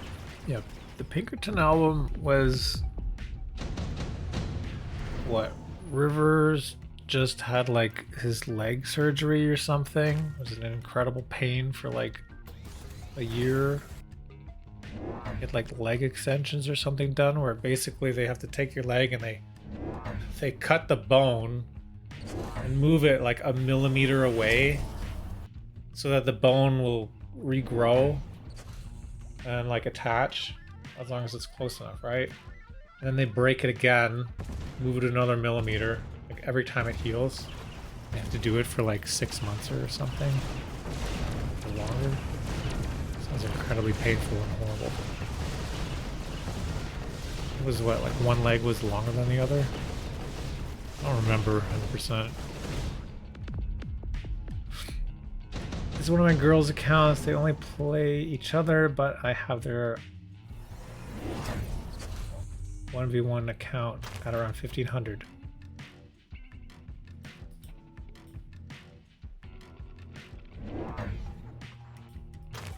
I know, you explained that last week. I was just kind of... You know. So, you still haven't used the Dominion... Oh no, here it is. Wait, what? Why is there another one? There... Oh shit, there was another one. We got 2 Dominion cores. We got 2 Dominion cores! Oh hell yeah! This is fun. This is new and exciting. Double Dominion core. And from what I have heard, all the units need to die. That sounds horrific. Yeah. Yeah, well, like, I mean, traditionally with music, when you have some kind of horrible circumstance, that's when the best music comes out. So yeah, that pack died, but we're still alive because we got another Dominion core pack over here.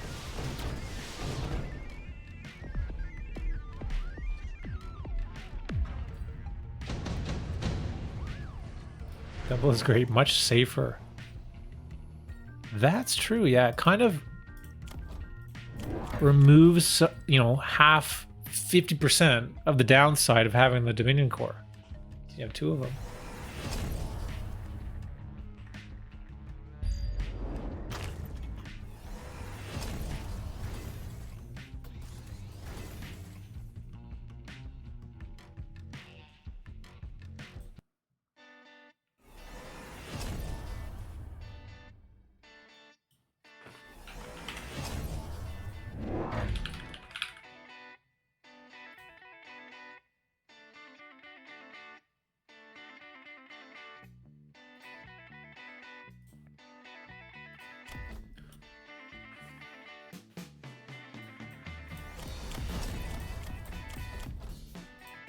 And, you know, immediate ground targeting here is kind of interesting, kind of weird.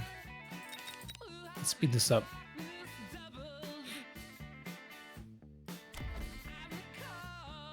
Quick Hound Sprinkler.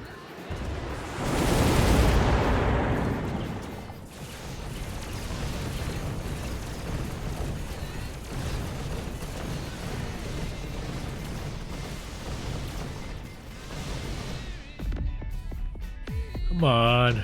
Come on, HoldFast. Oh, excuse me.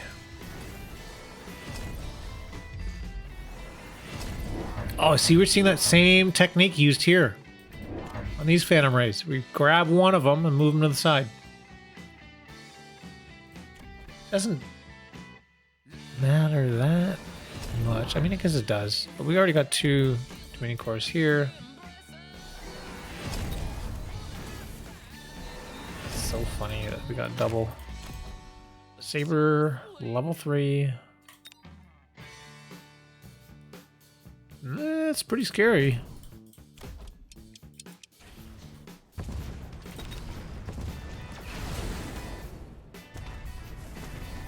Like, a higher level Saber is like infinity better than the lower level one.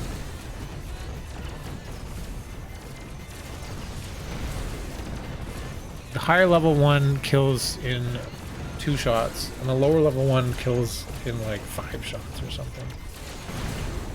Or more. Like, it's crazy.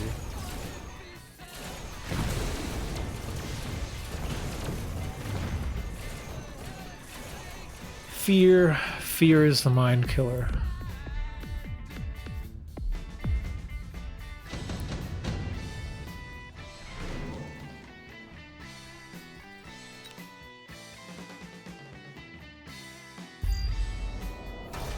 Thanks, Paul. Paul Atreides. What's the rest of that saying? Fear's the mind killer.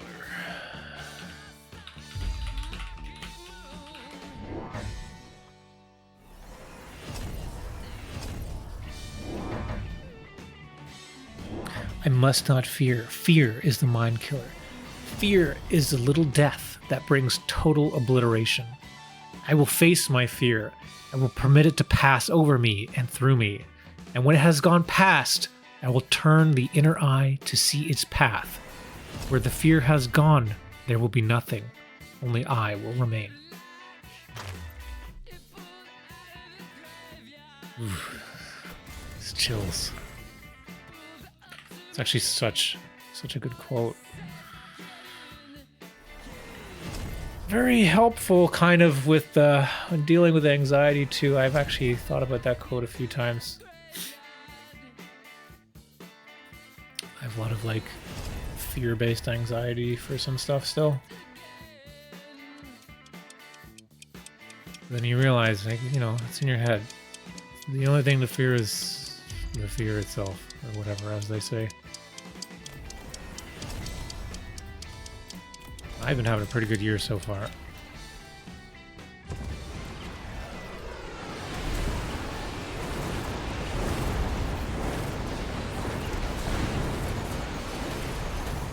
Lisan al-Gaib! Lisan al-Gaib!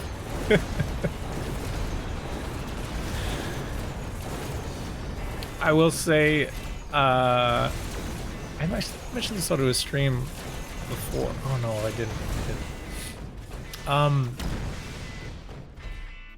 Dune 2, when that came out, the movie, I was still dealing with a lot of anxiety from long COVID. I hadn't been out anywhere, and I have a big fear of being away from home, away from safety. I had what do you call it?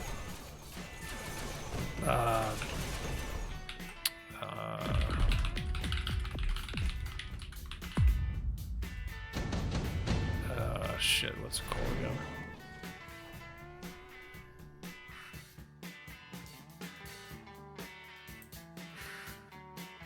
Whatever. Agoraphobia, I believe. Yeah. So, anyways, the first thing that that movie came out, I was like, oh man, I really need to try going out again. Let's go to the movie theater, right? It's calm. Like, I was having problems with like standing for long periods of time and whatever. I'd lose blood pressure and stuff. But I was like, okay, we're going to a movie theater. You get to sit down. Like, it's totally fine. Like, I sit down at home. No big deal. The only difference is we're sitting down somewhere else. Well, that was actually really difficult to do. Because the movie theater, when you haven't been there in a very long time, and you haven't been outside and done very much for several years, it's pretty calm at home. Movie theater is fucking loud. And the bass moves your whole chest. And that bass feeling in your chest, when you have anxiety, that kind of also activates that same system. So, yeah, I watched Dune 2 in the theater when it came out, and it was very difficult. I had a panic attack in the theater. It was terrible, but we got through it. And they came home and said, hey, I did a thing. And then you build off of that. And then, so that was what, like two and a half years ago or whatever when it came out. I hadn't gone to the movie theater then again for a long time. I was kind of anxious about it, but only a few months ago, two months ago, maybe not even 2 months ago, I went again to see another movie. I saw One Battle After Another downtown. So they had a film screening at TIFF, and I did it, and there's no panic attack. It felt great, and I could actually watch the movie and not be so in my head about everything. It was great. So, huge improvements. This year has been going very well. So, let's keep it up. If anyone else is dealing with, like, problems and stuff, I hope this year is good for you, too.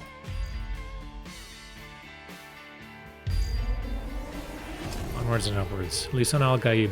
Bless the Maker and his water. Bless the coming and going of him. May his passage cleanse the world. May he keep the world for his people. Thank you, Doxson. What are all these fucking spells? Holy shit.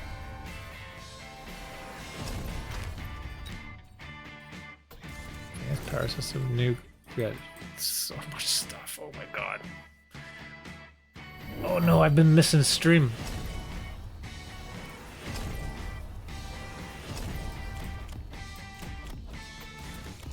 Level 4 now for these guys. Level 5 for Panic.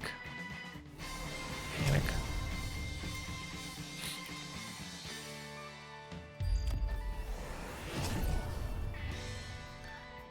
Use the curse on me.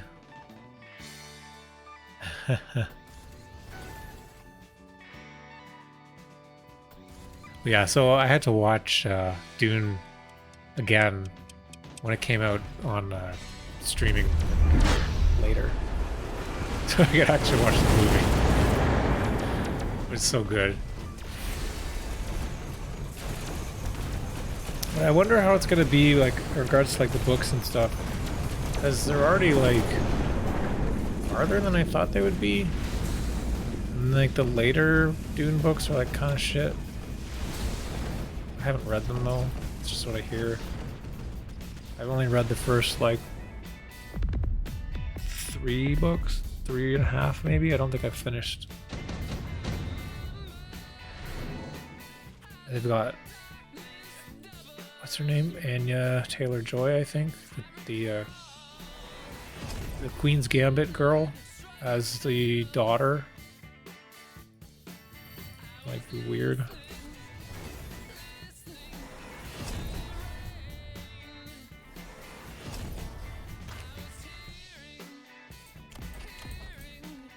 Okay. It's coming down to the line now, right? And remember, this is count to 3. It's like we can't have too many of any one unit. We've maxed out a lot of stuff here. That's why we don't see too much chaff. 3 sandworms randomly is pretty crazy. Best advice I ever got was to not bother with the Dune sequels. I did not follow it and regretted it. Yeah.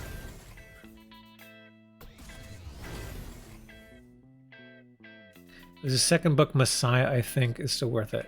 Yeah, I read the second book. I read where he loses his sight, but he still like can see.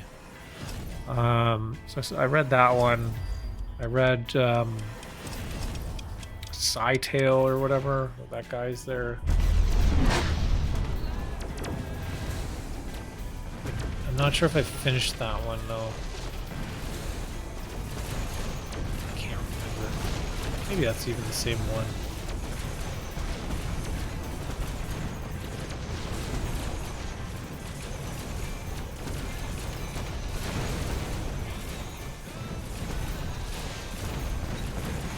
These worms are just eating away, and these Dominion Core Phantom Rays just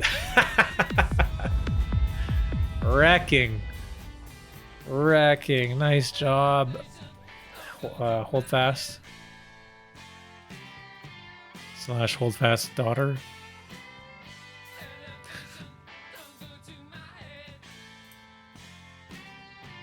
That was fun. I mean, we learned about the double Dominion Core. That's really cool.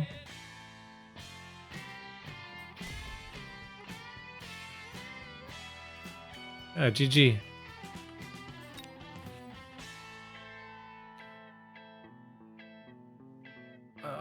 Unsanity is up.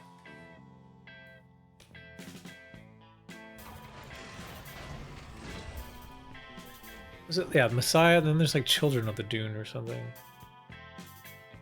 I don't remember what order it is. I was quite enjoyed the first movie, was very disappointed with the second. I feel like they focused way too much on the main character and missed a big opportunity to expand the alternative storylines.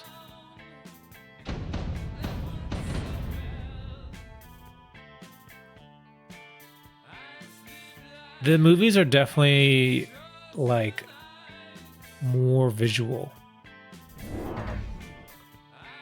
Right, and the effects that they use in it, like if you're interested in filmmaking, the films are very interesting in that way. The practical effects, the way that they do the sand movement is they literally had like sand on, I don't know what it was, but they would like put sound, or they'd shake it or whatever to make the effects of the sand moving. So it's all real effects rather than digital.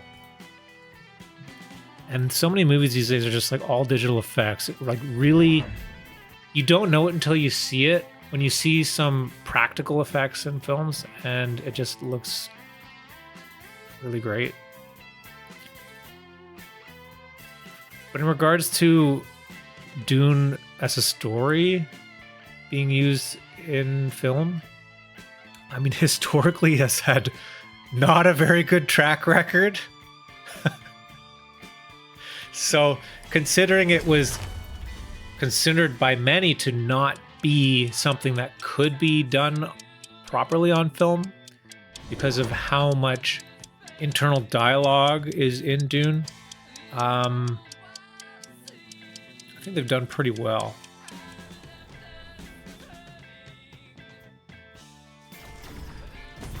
Alright, Unsanity is the elite spec up against 201 speed. We do have a pretty bad matchup here, right? We got the Saber and the Tarantula.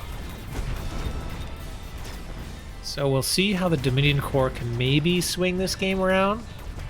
Let's pay attention for when it drops. I do love the soundtrack of Dune. Yeah. Jodorowsky's Dune would have been I wonder if Jodorowsky's Dune would have even been a good movie. Yeah, I saw the like documentary or whatever about that. It looked fucking crazy. But the that would be cool to see. But the original one is hilarious too, right? There's it Sting, and he's got that fucking costume. That's like the Harkonnen or whatever. It's like so good. But yeah, it was, so that original Dune, when it came out, was terrible. And then they did, because they had all the voiceovers or whatever, and then they redid it as like a director's cut that made it better. Just removing some of that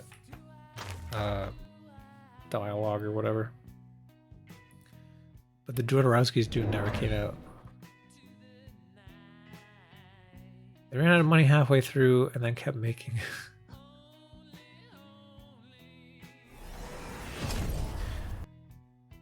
Maybe someone will make it with AI and butcher it. Yeah, they would only cost like all of, I don't know, the Great Lakes. No thanks. I'll never forget Paul's acid trip from the original.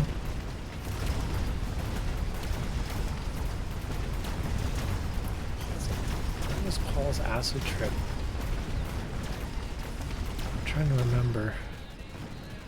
It's been a while since I've seen it.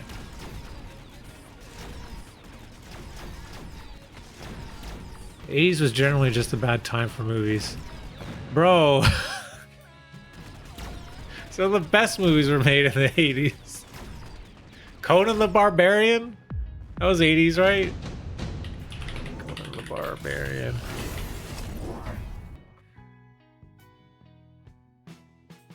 When did that come out? 1982.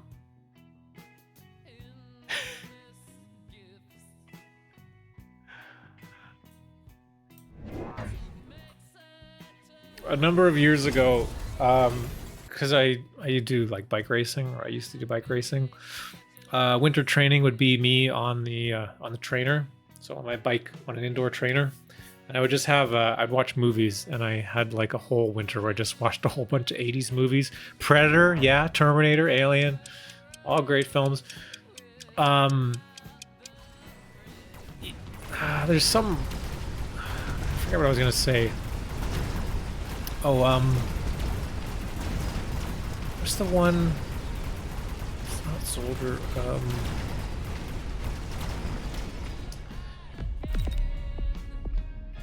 Is it Sylvester Stallone? He comes... Oh, he comes back home from the war and he like goes crazy or something. It's a pretty popular movie. Rambo. Yeah, Rambo. So Rambo is weird because like it's like an action movie from the 80s, but when you actually like look about it or think about it and like think about it critically, right?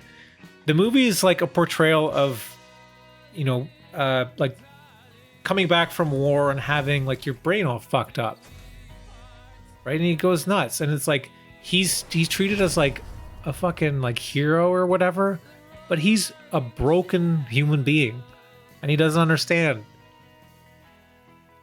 So it's just weird. Like you can have this kind of movie where it's the 80s, it's an action movie, but it's not really an action movie. You know what I mean? It's just that's kind of the medium of movies during the time.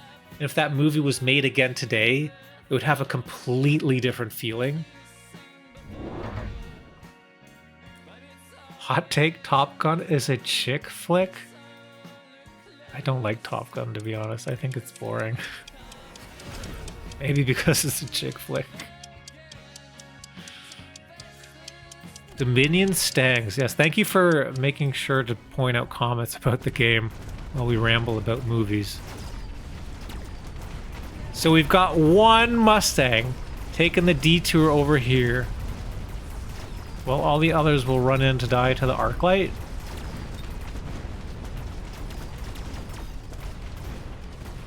Well, maybe not. The extra HP helps a lot against the arc light. Wow.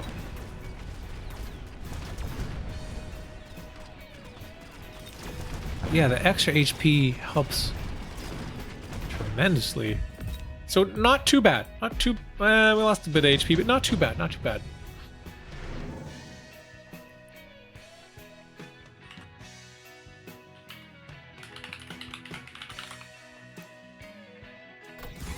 Having a Dune skin collab and mechabellum will go hard.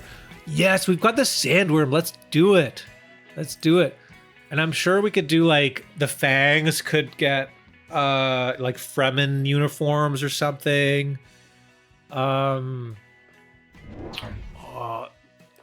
Maybe all the Void units, they could be, by Void units I mean like the Void Eye or the Wraith and like that kind of stuff. Those like laser units, the Hacker. Those could probably be like harken on something, right?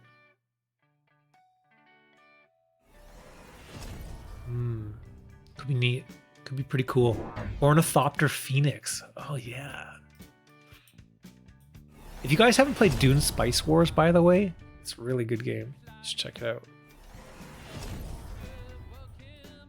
It's like a 4X RTS kind of game, but you can pause it in single player.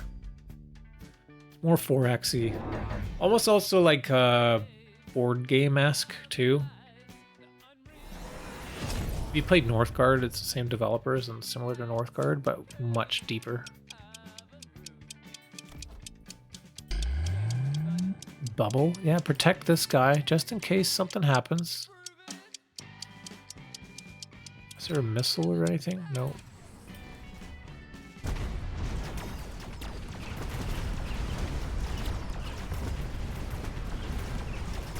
That's a great way, though, to maybe bring some money into mechabellum. Because if you could get a Dune or even other movies or, you know, sci-fi media skin collabs, it could go real hard.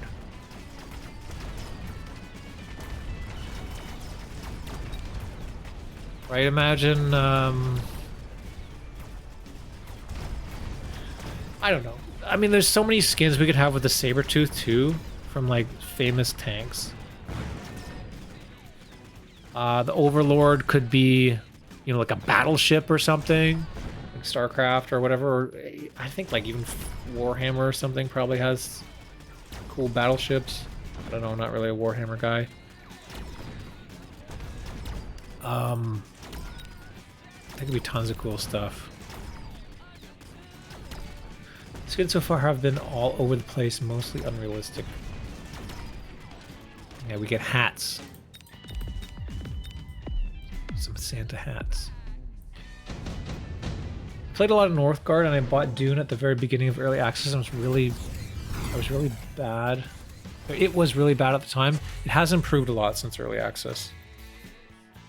Although I haven't played it in a while, but they have like another race now, I believe, from early access. And a lot of the stuff is, all of the systems are a lot more fleshed out. Might be worth another look since you've already got it. Have a look at, read the patch notes anyway. T800 skin for Rhino.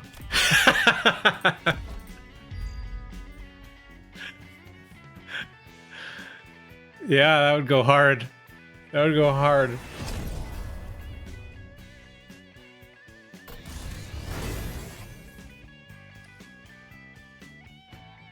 One of my biggest gripes is inconsistent theming between the levels for the same unit. That's why you gotta unlock all the same skins. Get all the gilded skins, or get all the flamey skins.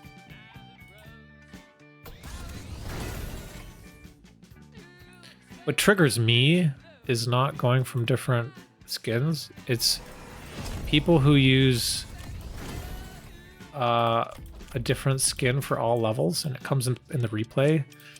So then I see what I think is like a level 3 unit, but they're only level 1. That bothers the hell out of me. Also the, what is it, the fangs with flames? They look like they're like a level 3 fang. So that bothers me too. Not quite. What's EMPing?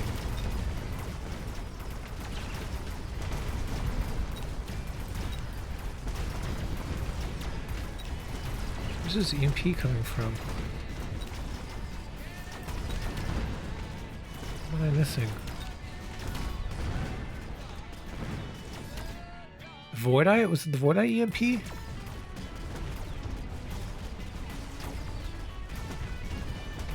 Eye armor. Okay. Yeah. Thanks.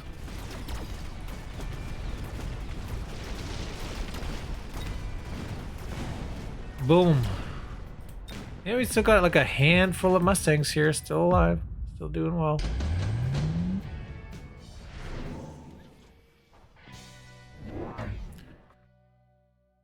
Intensive training could be good.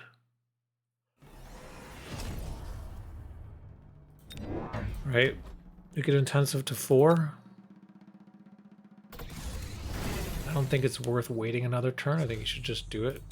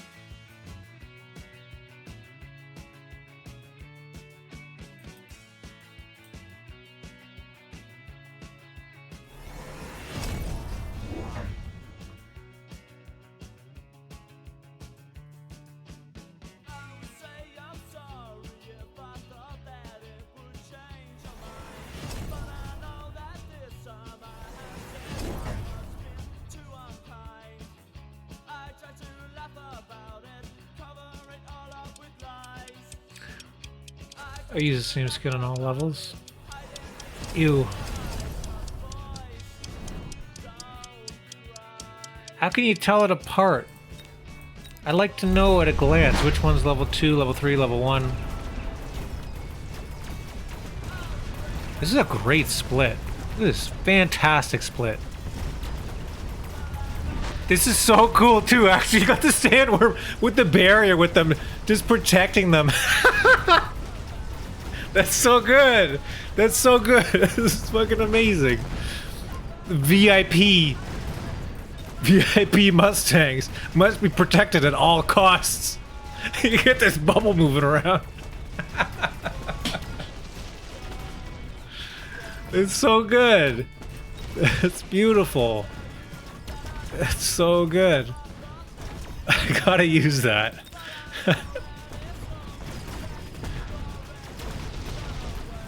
Wow. Nice.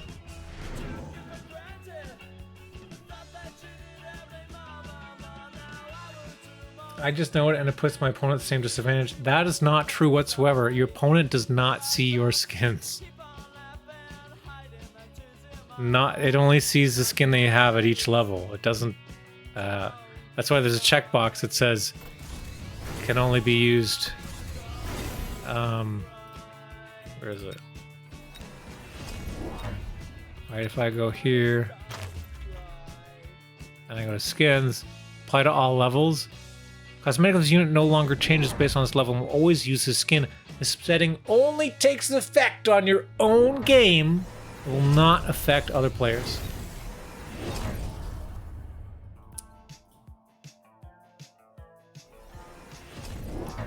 Now you know. Oh fuck, this is guys level 3. Level 3, level 4. Let's get some levels, baby. The Scorpion at level 4 as well. Oh, we go hack? Hack! Okay. Hack the planet. Fremen go by worm. Jihad. Butlerian Jihad.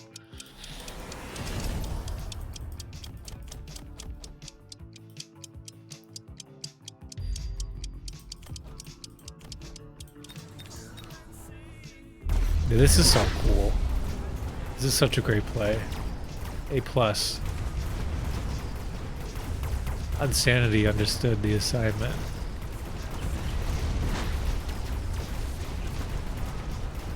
Okay, are these hackers? Okay, so all the chaff is dead. Hackers might be able to pop off now.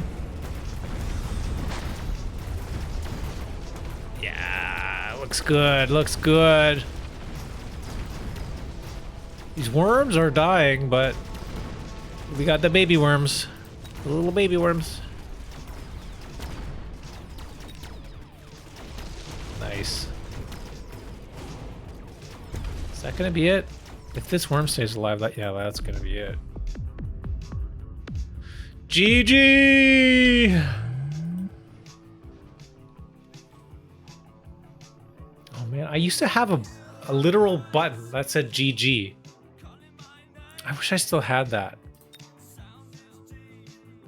I just slammed the GG button after GG's. I just remembered that now. That must have been 20 years, 15, 20 years ago I had that button. Where are we here? Back to replays. So that was Unsanity. So we got 3 more here. We got Brutus coming up. I guess the modern GG button is now to have it tied in with like the stream buttons or whatever. Let's see if I can set up some cool stuff at some point. GG tasteless.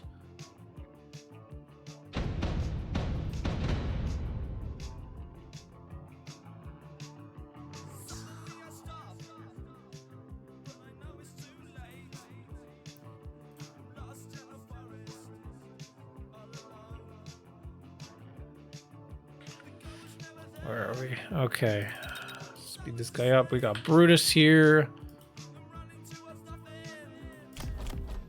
Grab the sledge, amp, spec up against elite.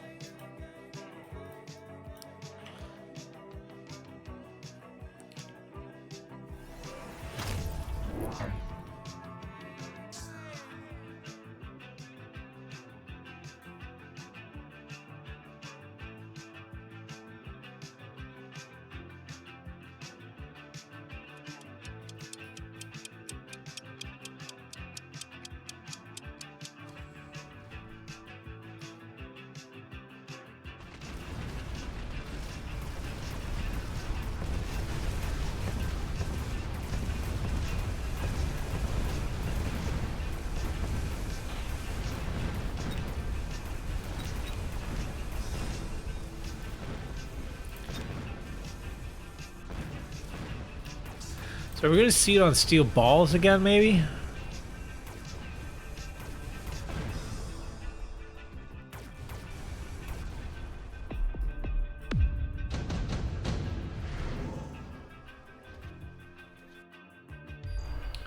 Mass prod units here.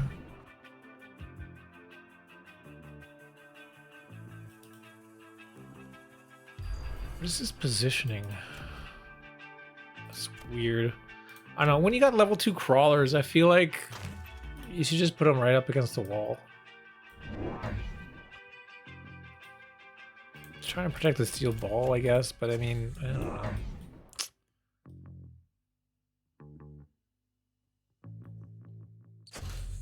Oh, using the smamps now. Arrived late. Did anyone use it on storms? No, but we did have a game where we had storm spam, but it was in fact put on a field entrenched saber. We still had a game with like tons and tons of storm callers and field entrenched sabers, though. It's pretty good.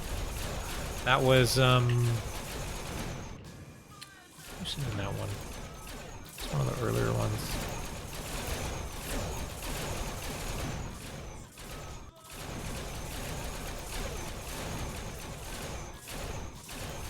JDG, I think it was. So look up JDG's game later. I think it was a third game.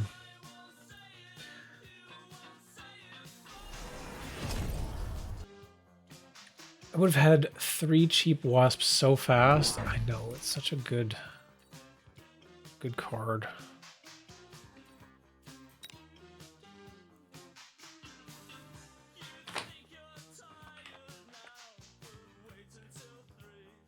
I also, so on my wasps, I run EMP, which is also only $100. So you could have 3 packs of wasps with EMP for $400. 450, I guess, for unlock. Amazing.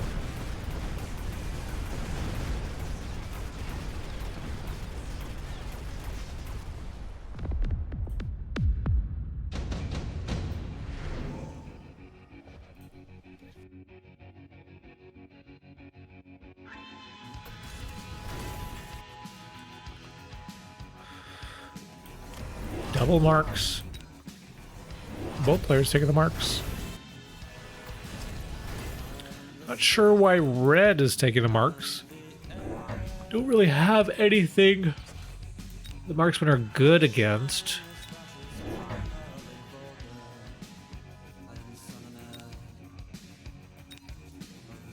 And a fortress would look, well,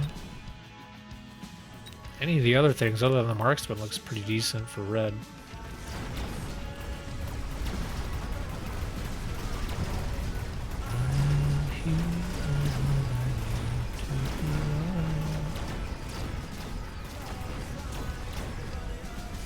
When are we gonna get the core?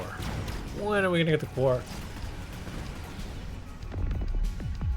Even if you only take EMP at 50 or 100, yeah. It's good. It's just annoying, right? Any kind of photon is gonna be way more expensive than that. And you can just literally leave like a wasp here, a wasp here, a wasp here, like for the whole game. And you're gonna get random EMPs that are gonna just really piss off your opponent.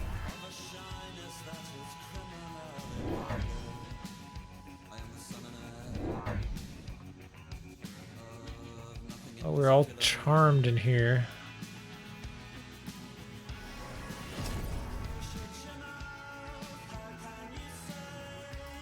Is this because I'm listening to British music? We're charmed. This is the intro song from the show Charmed. Oh, I've never heard of that show, sorry.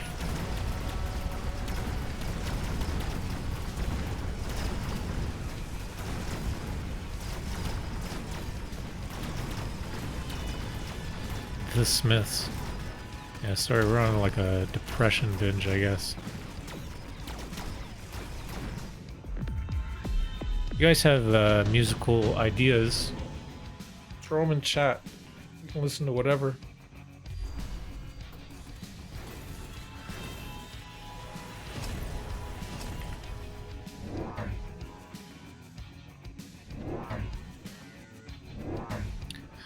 I mean, streaming is kind of fun because I'm kind of DJing a little bit in a way.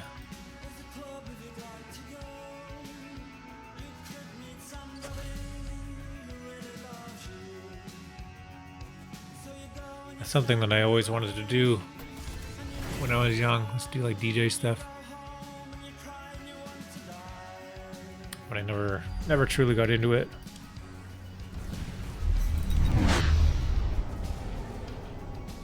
Of all my random hobbies, that's one of the ones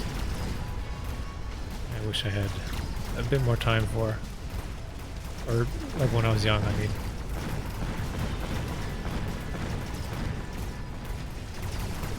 Well, I mean, Brutus, you're getting kind of surrounded here.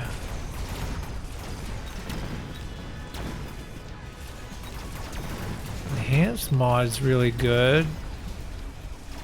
Yeah, but now these marksmen... Now you gave the marksman a target building those boats. I don't know about that. There's some great DJs on Twitch. Oh, yeah, maybe I should check that out. Randomly in my, like... I mean, because I still get recommended stuff. Because, of course, I'll, like, watch something, and then the algorithm is like, oh, you watched the DJ for, like, more than 2 seconds. That means it's all you want. So then the algorithm gives me... I've been getting something, I think it's called like the best DJ transitions or something like that. And it's people who are like, you know, transitioning between one song and another, and they do like some crazy like cross fading and whatever, and introducing other like elements.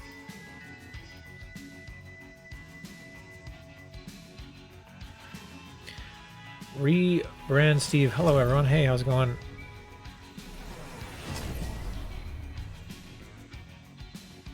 This, oh my god, we've got quick reload on these guys.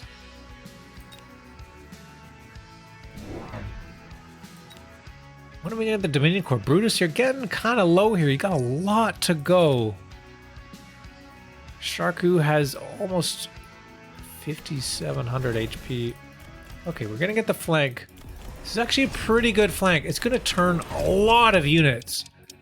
So last round, Brutus was getting surrounded, right? All these units were kind of coming down and wrapping around. Same with the balls over here, wrapping around.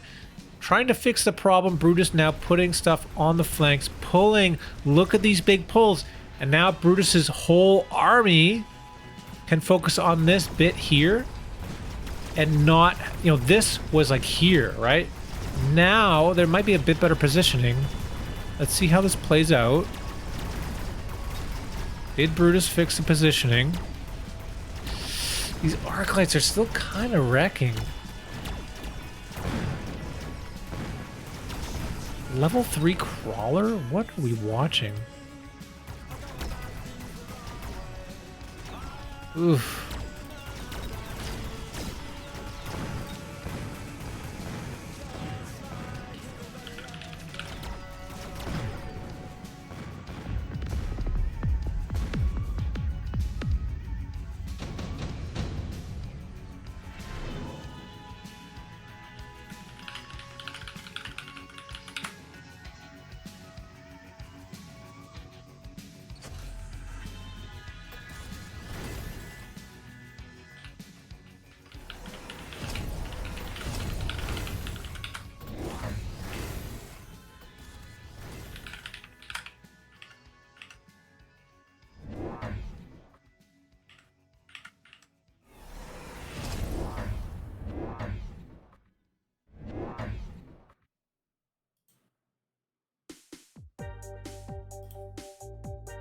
Improved boats, yes.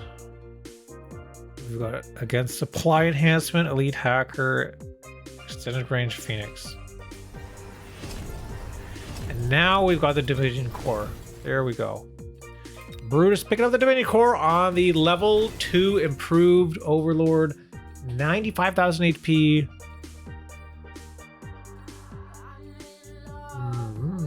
Nice. I love the new in-game streamer feature reminding me that Odds was online. Oh man, it's working. Everything's coming up Millhouse, as the expression goes. So yeah, welcome. I do think it's great they're adding more social features to the game. I already thought that Mechabellum, in terms of social features compared to other games, is actually pretty good. Right? We have in-game tournaments, we have chat. Not a lot of games have chat these days, in-game chat. You know, friends lists, you know, private lobbies, all kinds of stuff that we sometimes take for granted. A lot of games don't do that anymore. Mechabellum does it the old way, the classic way. The only thing we're missing is like clans and whatever. Wow! What a great turnaround here. We get a level as well. We're gonna get tons of damage. So did we take more time in the corner here? What happened? The levels on the boats helped clear the crap faster. We got levels on stuff. So we were able to just push through a lot easier this time. So we need a Corelar turret all around. Is quick reload worth it that late into the game? So this was picked up a few rounds ago. I don't like quick reload at all, to be honest. Some people like it. I don't know. I guess if you have leveled up marksman, maybe it's not that bad, because I mean you do take a lower damage amount. It doesn't ever tell you how much it is. It's such a weird tech, it doesn't tell you the percent. But like it does help if, you know, we were to click mothership. But I don't know. I don't think it's worth it. Maybe. So I mean some people can fight it. Marksman has so many good techs, right? Range and aerial are kind of required techs, and then you can kind of choose whatever you want from the other ones. Boat tech, yeah, we got range launcher. Oh, is that what turned it around last round? There's a lot of boats now. I mean, Brutus could even win the game here. It doesn't get the level 3 on the Overlord, though. That's sketch. Also, this guy, he's got a nearly free, or an actual free upgrade here with the enhancement module. It doesn't get upgraded. It's a bit of a misplay, Brutus.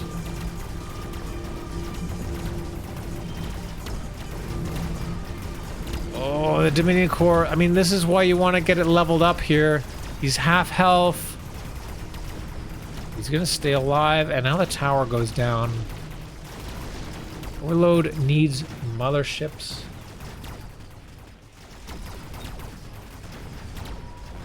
Yeah. Well, apparently it's all good. We even got a worm here. What is happening? Is this enough damage? Nearly. It's 50%. Half damage, double attack speed. Alright. Thanks, Rendash. Used to pick it early with marksman start to give them easy levels up since it's pretty cheap to buy more in tech. I could see that. That makes sense. Everything's coming up Brutus. The opportunity cost is a problem. How much does it even cost, this tech? I don't even know. I haven't clicked it ever. Or nearly ever. Incendiary.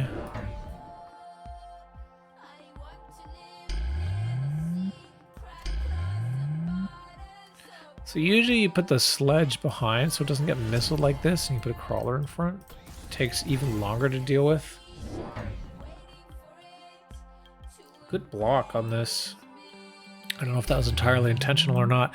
This is actually, if there was no shield here, a fantastic position for this fire. Because what happens, obviously, all this stuff comes back afterwards, and you're going to kill this level 3 Mustang. Just unlucky that it's on the side that gets bubbled. So on this side it would have been nicer, but I understand why you want to put it on this side, because that's where you're, you know, threatening. We do have a lot of missile interceptor Mustangs. Sometimes you can get past a threshold so that all the Overlord shots get intercepted, but I don't think that's going to work here. I don't think there's enough. If they're dying, then it's not working. And then you start to reduce the amount that can intercept, and it just kind of snowballs from there. You have to hit that threshold, otherwise it doesn't work.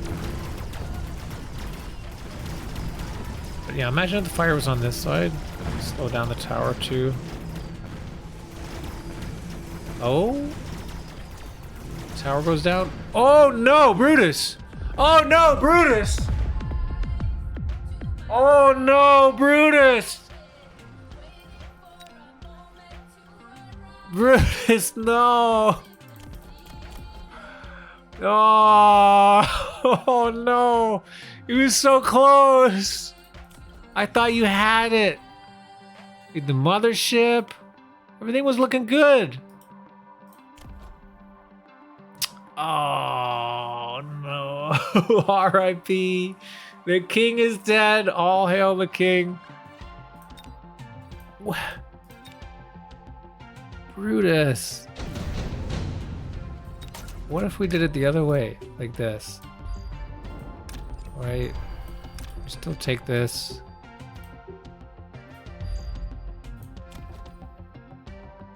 Level that. Level that. We do the mothership.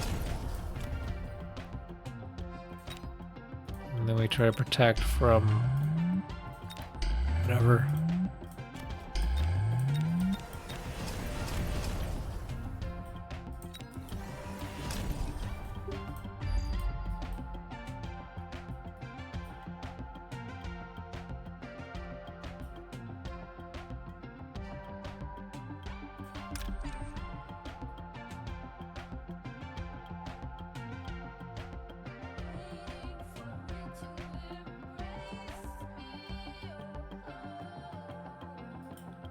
I don't even know what to sell here.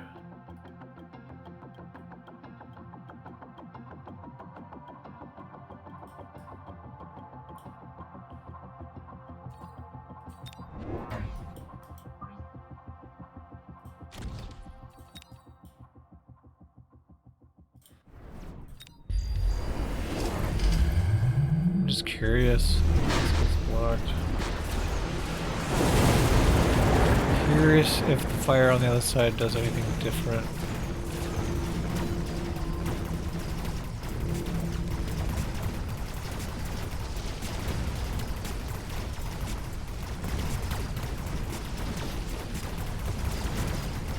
Which one's got the Dominion core? This one on the right. This goes down, but it's level 2.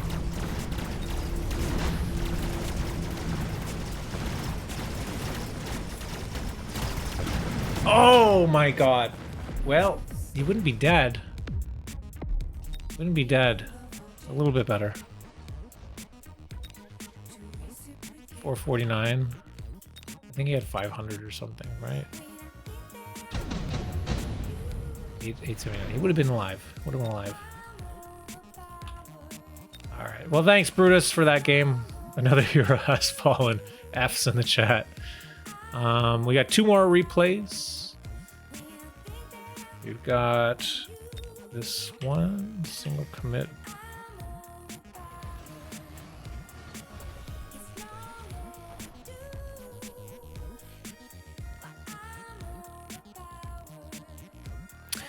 Okay. So I believe this is from SingleCommit,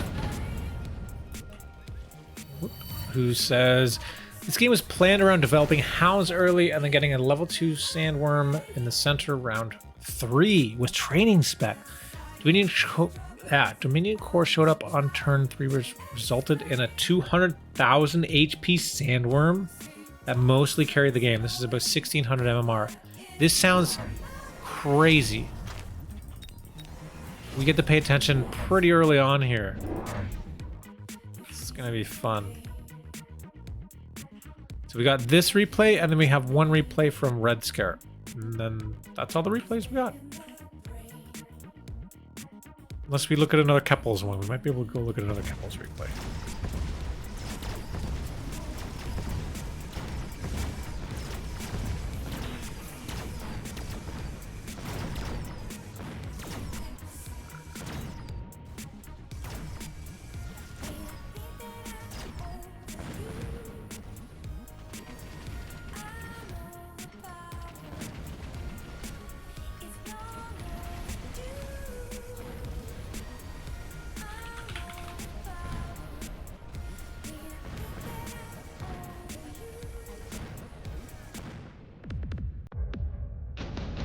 Since we were talking about opening soundtracks for television, here's another good one. This one was it Vikings, I think? I just played The Knife earlier, but this is the solo artist, Fever Ray.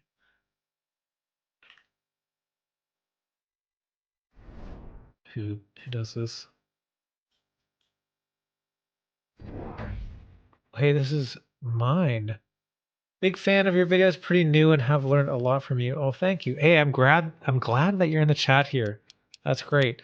I always love when people are in the chat for their games, so you can, give us some comments if we miss stuff or whatever.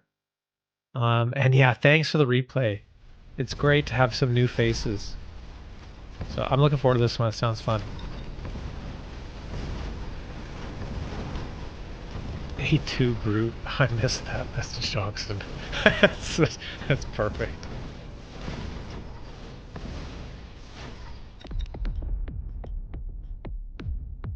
Dogson's one smart pup. How many buttons do you have to communicate at home, Dachshund? My dog has like 12 buttons that has different phrases that she can say. So her current favorite is play. Her second favorite is hungry.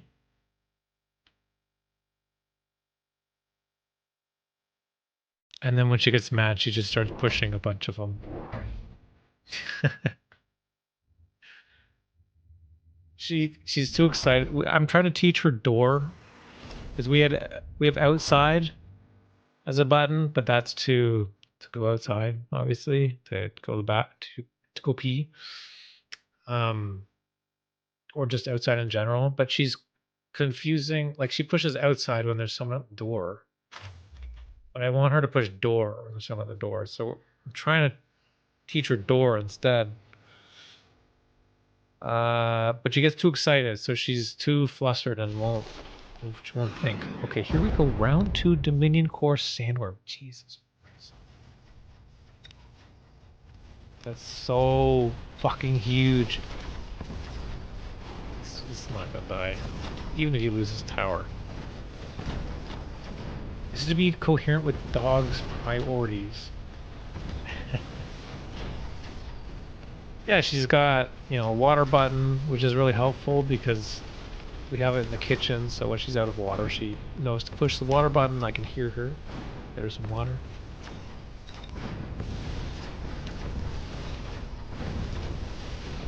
She has a help button for when she loses toys.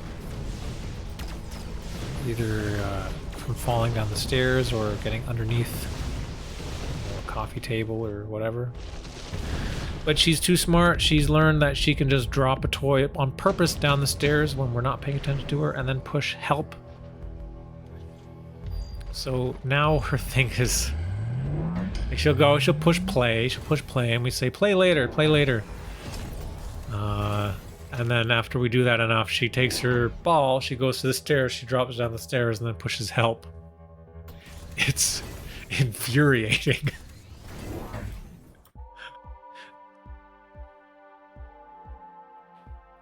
This would be unstoppable with burrow maintenance.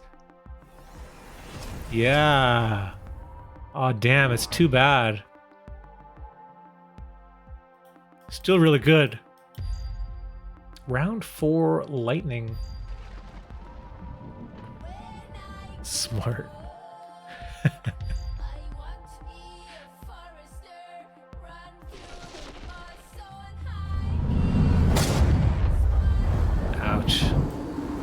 I'm surprised that you lost the worm there, to be honest. I mean, I guess there's always the Phantom Ray that's going to do the damage. This might hurt too. You didn't get the negative 50. The timing might be alright, actually. It looks like tower timing, I mean. All the stuff is moving towards the units here. Not to the tower here. The worm is free to go and roam. Oh! Damn, that Farseer. MVP, I think. Farseer just won that round. He gets a level for it, too. Oh yeah, my dog also combines buttons, so she'll go and she'll press play hungry. 2 different buttons. If she wants to have treats for doing tricks or whatever. Or she'll push outside and my wife's name. Or my name. To get one of us to go outside. Or push one of our names and then play. She wants to play with one of us. It's really cute. Wasn't very hard to train.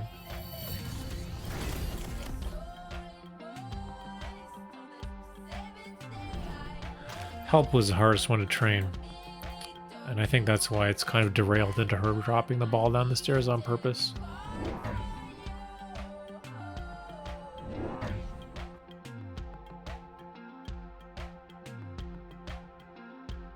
I may have rewarded her too much for using help when something went down the stairs.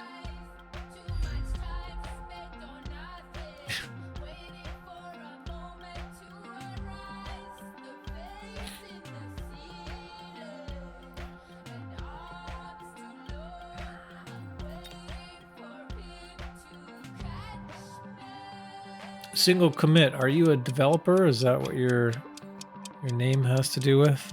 Deploying an entire code base with a single commit?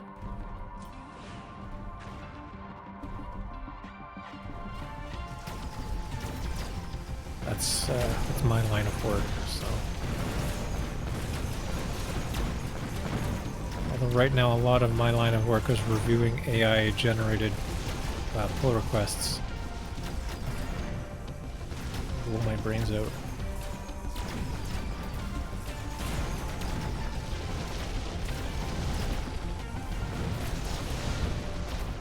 As one commit to their names and then noped out.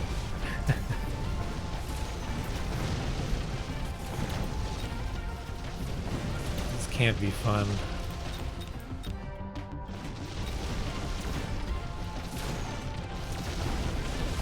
He's gonna get another level. I'm gonna have a level 3 Sandworm now with Dominion Core.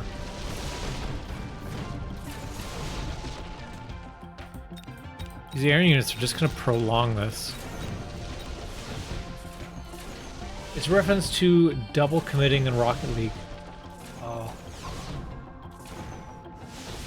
What's a double commit in Rocket League? I know Rocket League. I played it a little bit. I don't know what a double commit is. Is it when you both go for the same, like, power up or whatever? Same ball at the start or something?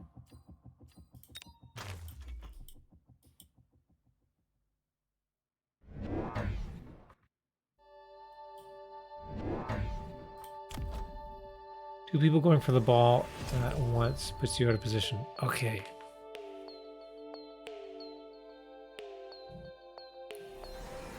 Is 3v3 the primary, like, competitive mode?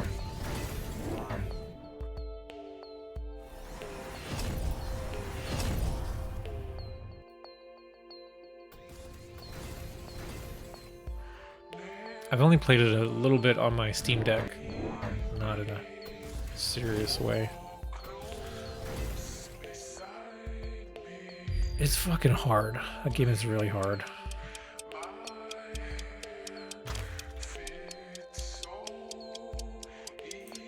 AA on Farseer, good choice. Let me slow this down now. A level 3 Dominion Core Sandworm, 350,000 HP. You should click armor too, man. This is Gonna get crazy. Melter chosen. Only level 1 though. A level 1 Melter against a level 3 Sandworm. It's gonna take forever. Yeah, that's what the pro scene is based on. Right on. I did watch a YouTube, because I get recommended, you know, esports stuff on YouTube. I'm big into esports, so I get some random stuff here and there. Oh no! No, the worm, it goes down. The Melter actually did it. Oh shit. Anyways, what I was gonna say, wasn't something like really popular in Rocket League recently where you went for, or one player went for all the demolitions, so we'll just drive into the cars and not the ball and just explode the other players? Because that's hilarious. It seems like a weird way to play. I'm all for weird strategies, as you can tell with Borked Builds, right? So if you have one player on your team that's basically playing, what do you call it? Enforcer in hockey. I know some like hockey terms too. It's a Canadian. Enforcer was a role in hockey that basically the role of the enforcer was to protect their team by hurting the enemy team. And so they would just be aggressive, and be an asshole to the other team, and get very rough and take all the penalties, right? Sometimes you need to rough someone up and get a penalty. It's just kind of funny that Rocket League, yeah, it's like going for the demolition style. A few really good aggro players. Nice. Oh man, this missile keeps like landing really strong here. Okay, beaconing right into this Melter. It might be fine though, right? We have strike, replicate, and this other Sandworm gets in front.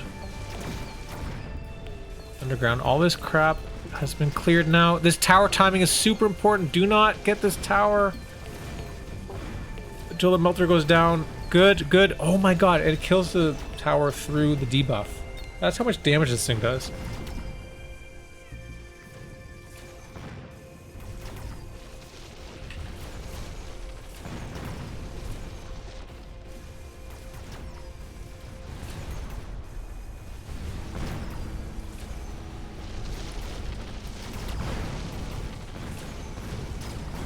Huge, huge. Gets it, gets it. Nice. Yeah, I mean, he just can't die. It's almost 500,000 HP.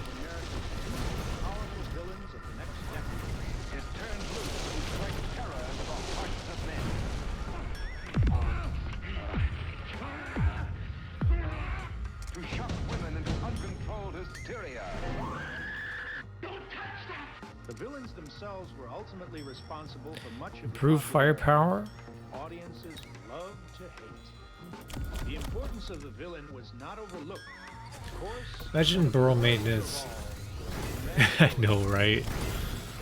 Gotta go have fun. Really cool games in stream. Thanks, Crescent. Thanks for dropping by. I'll see you next time. I expect to see some replays from you soon. typical villain releases included I know they're gonna kiss me, but don't let anyone see me like that. Please, Dr. Haste. We're going acid now. both the villains were to meet in Your mother was the lightning.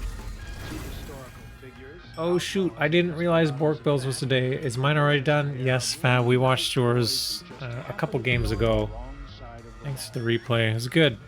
360 degrees. And similar sequences could not Yeah, we do Borked every Tuesday night.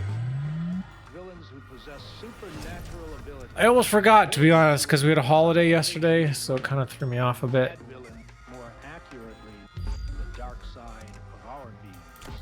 Perhaps it is due to this. I also almost missed Garbage Day. Relate their experience in life with the villains and their dastardly doings. But I did get a lot done this weekend with the extra day, so that was nice.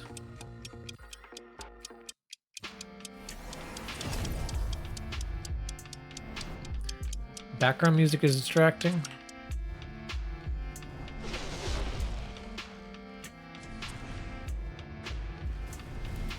Sorry. Yeah, it was like the intro to the album.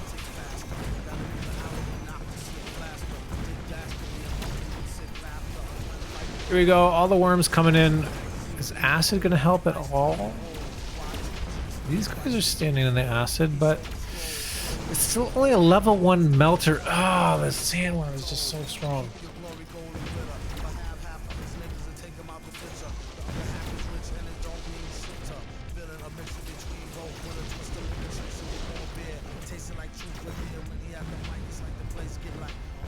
Family Day is so nice though. Yeah. We spent the day just, I fixed some shelves and did a lot of cleaning and organizing and getting rid of crap. Stuff that I never have time to do because work and then weekend, and then having an extra day real helps.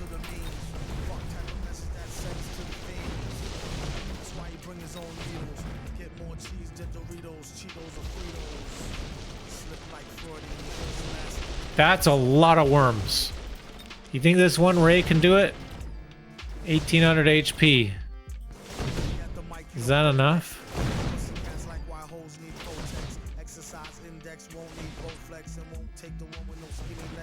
There's our picture there, our thumbnail.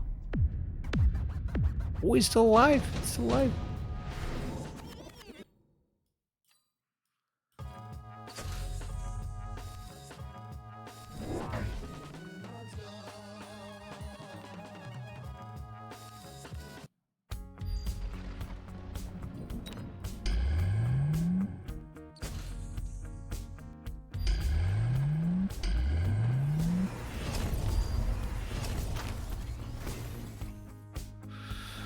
Oh, y'all, from Canada. I moved here 6 years ago from the US. I really like it. Looks like modern art. Yeah, I'm from Toronto. It's lovely here. Today it was more than 0, and so the snow is melting. But tomorrow apparently we're getting a snowstorm. So, you know. It is what it is.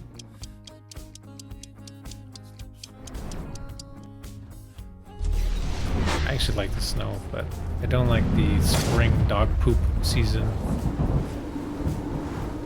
Where all the snow thaws, and then you just have some lovely smells.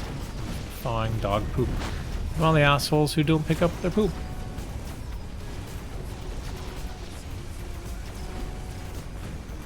Every other season in Canada, in where I live in Canada, it's fantastic though.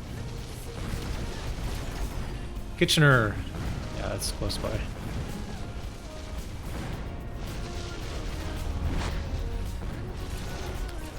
I've been to Kitchener a bunch because some of my friends went to Waterloo University.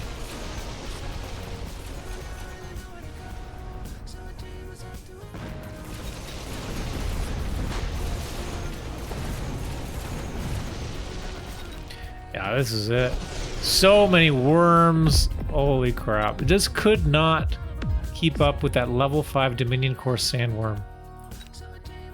That's a great game. That early commit, too, just knowing right away, all right, we've got the training spec. It's ready. The Dominion Core came up. Get that level 2 Sandworm out and just go. Never holding back. Just kept going. Not afraid of the melters. Crawler production? Interesting. But yeah, I mean, the melters could not keep up. Sandworm was even killing towers through its own tower debuff. This tower ended up at level 5 and it still did not matter. Look, we got... Look at all the damage here, dude. So total damage, gold. Last round damage, gold. Kills, gold. Everything gold. This is a highly efficient use of the Dominion Core. So great job. Level 2 on round 3 is dirty. Alright, this will be the last replay. This is RedScare up against a Poochie. I'm not sure if RedScare is still here in chat or not. But thank you for the replay.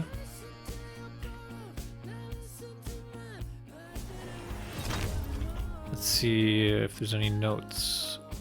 Highlighting the dangers of Dominion Core. Oh, hey, RedScare.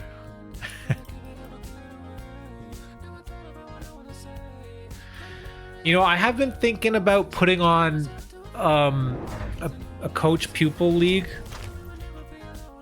I think that'd be really cool. I think we have the community now to do it, right? And what that would mean would be we would have maybe 4 or so coaches, 4 or 6 or something, or 8. I don't know. Just numbers arbitrary, and then having them on teams, right? So you'd have one team per coach, and it would be involved. Each team would have different range of MMR players, and we'd run a tournament where we could do. Basically, the coach wants to like help teach the team and improve the team. So the initial seeding of the tournament is based on the initial MMR rating of the players, right? And we run the tournament, and obviously you want to win. And so the best coach teaches the best strategies and whatever to the team, and the most improved people in the team, you know, it matters, right? We're going to match up. Let's say we have a team that has a 1,000 MMR player, you know, 1,200, 1,500, 1,800, and then the coach. And we have like 4 or 5 or whatever ranges. Each team would have those same ranges, so those same ranged players would match up. And then you have like a best of 5 or best of 7 or whatever it is. So that way it's like kind of fair and everyone gets to play. And it's a community building thing. Anyways, I'm going about saying this because RedScare, I think he would be a great coach. If you are interested. I think we could have... I think we have a good number of coaches and a good number of players. So I may reach out to people soon or something and see if we can get something interesting going. I think it'd be fun. The goal, of course, not entirely to win, but to improve and have fun doing it. And it is a tournament, so you do try to win, but it's like for everyone, right? You don't have to be the best of the best, which I think is great. It promotes community building. I got the Dominion Core here. Not Saber. Missile Interceptor. Okay. Cool. How to get there? That sounds awesome. Dominion Core Vulcan. Over here too. Okay. But the Dominion Core Vulcan versus the Dominion Core Saber goes to the Saber every day of the week. Missile Interceptor is so cheap, so like I get that pickup. Right? Now these Stormcallers are kind of useless. And we get even more.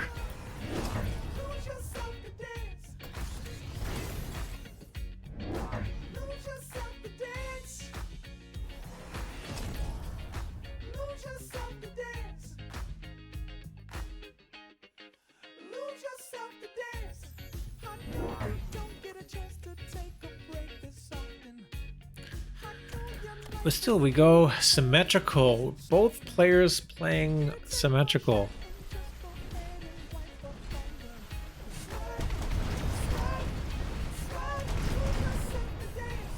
Don't see this too often anymore. Oh my god, the Dominion Core! Oh no! It's almost all over! Just like that! Wasp, level 3. I gotta slow this down. This game's almost over. Round 5. More sabers. And range. Range on that Vulcan now. Oh gosh. 3 Wasp. We're also going for the Wasp here. Yeah, Wasp beats all this stuff.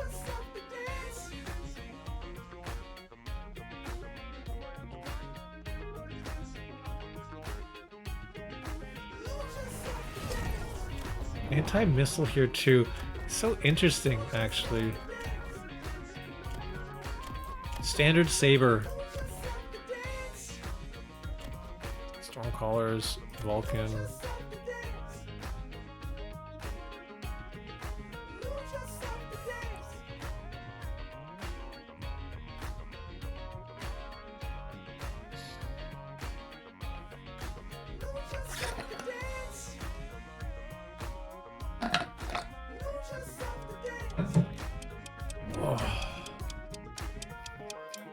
Dower 208. Hydrate, yeah, thanks.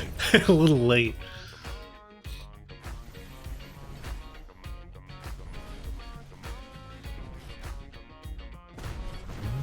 Come on.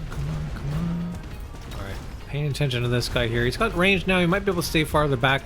He's still getting locked onto the saber every round. Oh! Oh no!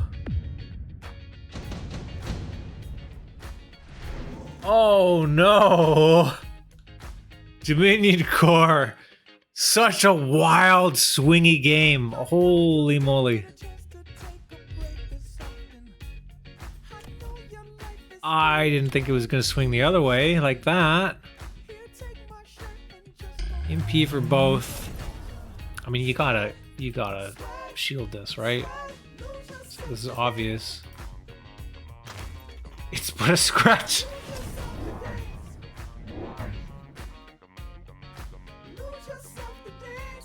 It is a flesh wound. Your arm is missing. No, it's not. RedScare. Okay, there we go. You're scaring me with that bubble.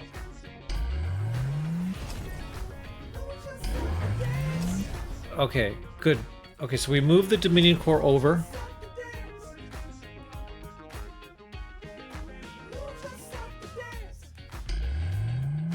Three bubbles.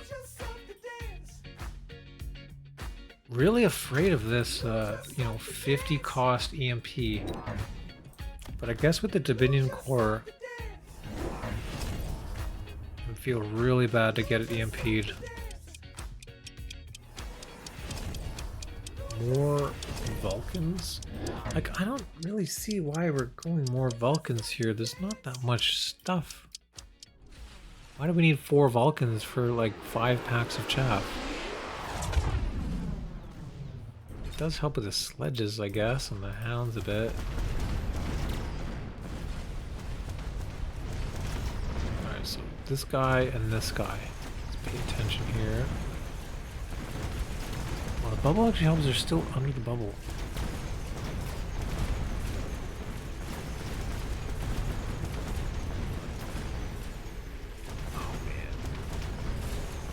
Yeah, I mean, it feels really... I don't know about these Vulcans. I don't know. Gucci down to 344. It's looking really bad. RedScare with the crazy saber plates is looking like he's gonna find a win here. Nice job.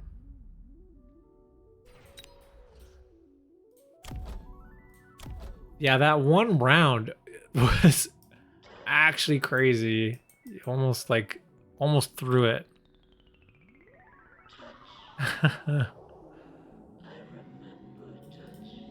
Yeah, good swap.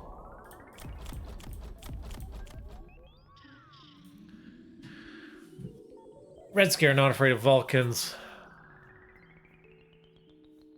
Just knows to build more sabers. That's cool to see. Right, like, yeah, I mean, if you see this, the Vulcans down, why would you want to build more and more chaff? Build the sabers instead. That makes sense.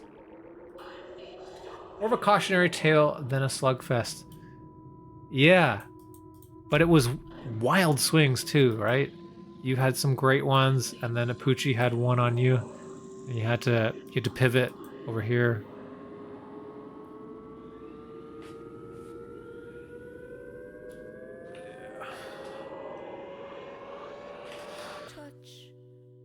See Dominion Core winning here, no problem. That is gonna do it. We have watched all the replays now. It's 11:40. Oh, it's quite a long one today, actually. Quite a lot of replays. We didn't get to watch all of them. Like, there's a couple from Kepals that we had missed because he submitted so many. But I appreciate all the replays anyway. We're gonna wrap it up, I think. But a reminder for next week's Borked Build, we're gonna do Gotta Go Fast. Gotta go fast. That means at minimum, all of your units have to be 15 meters per second. Starting from round 3. So that gives you 2 rounds to prepare. If you've seen Speed, the movie, you know, another 80s movie or whatever, you're talking about 80s movies earlier, that's a great one to watch. This is a great inspiration, right? The bus cannot go below 60 miles an hour or whatever it is. Or it explodes. There's a bomb. The same situation is going to be happening in Mechabellum this week. Make sure units do not go below 15 meters per second. That means take, assault mode, or take mechanical rage.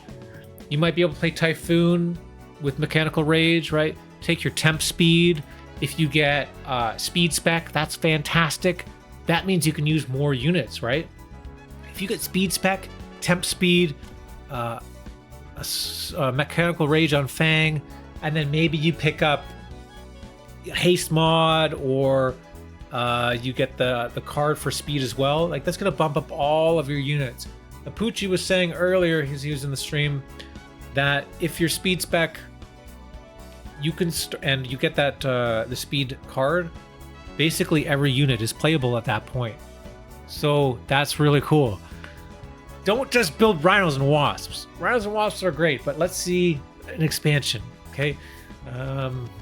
Branch out a bit. Get creative. Try to find some cool plays with fast units. We gotta go fast. If Mech Rage gets EMP'd, you have to surrender the game. That's how the movie works. No. It's okay. It's okay. EMP, we understand. We just don't want to start the round with units that are not fast enough, okay? But there could be some plays, right? So Hound is 10 meters per second, but if you get Mech Rage, that's another 4, and then temp speed is, +3. So that means Hounds, as long as you always take high mobility, will always be above 15 meters per second, and therefore you can play Hounds, right? That's how that works. Fang is 6 meters per second. If you have increased move speed by 5, that means they move at 11. With temp speed is 3, so that's 14. That's 1 under. You cannot play Fangs unless you're speed spec. If you're speed spec, you can play Fangs. Fantastic. Or if you get the speed card drop, then you can play Fangs, right? That's how that works, right? So should be cool. Should be exciting to see some of those Gotta Go Fast replays. Yeah, looking forward to that. And thanks again this week, guys. Thanks for the replays. It's been a lot of fun today. Twitch, you can hang around for a sec, but YouTube, if you're watching on YouTube, like, subscribe, leave a comment, all that stuff. Let me know what you think, and we'll see you in the next video.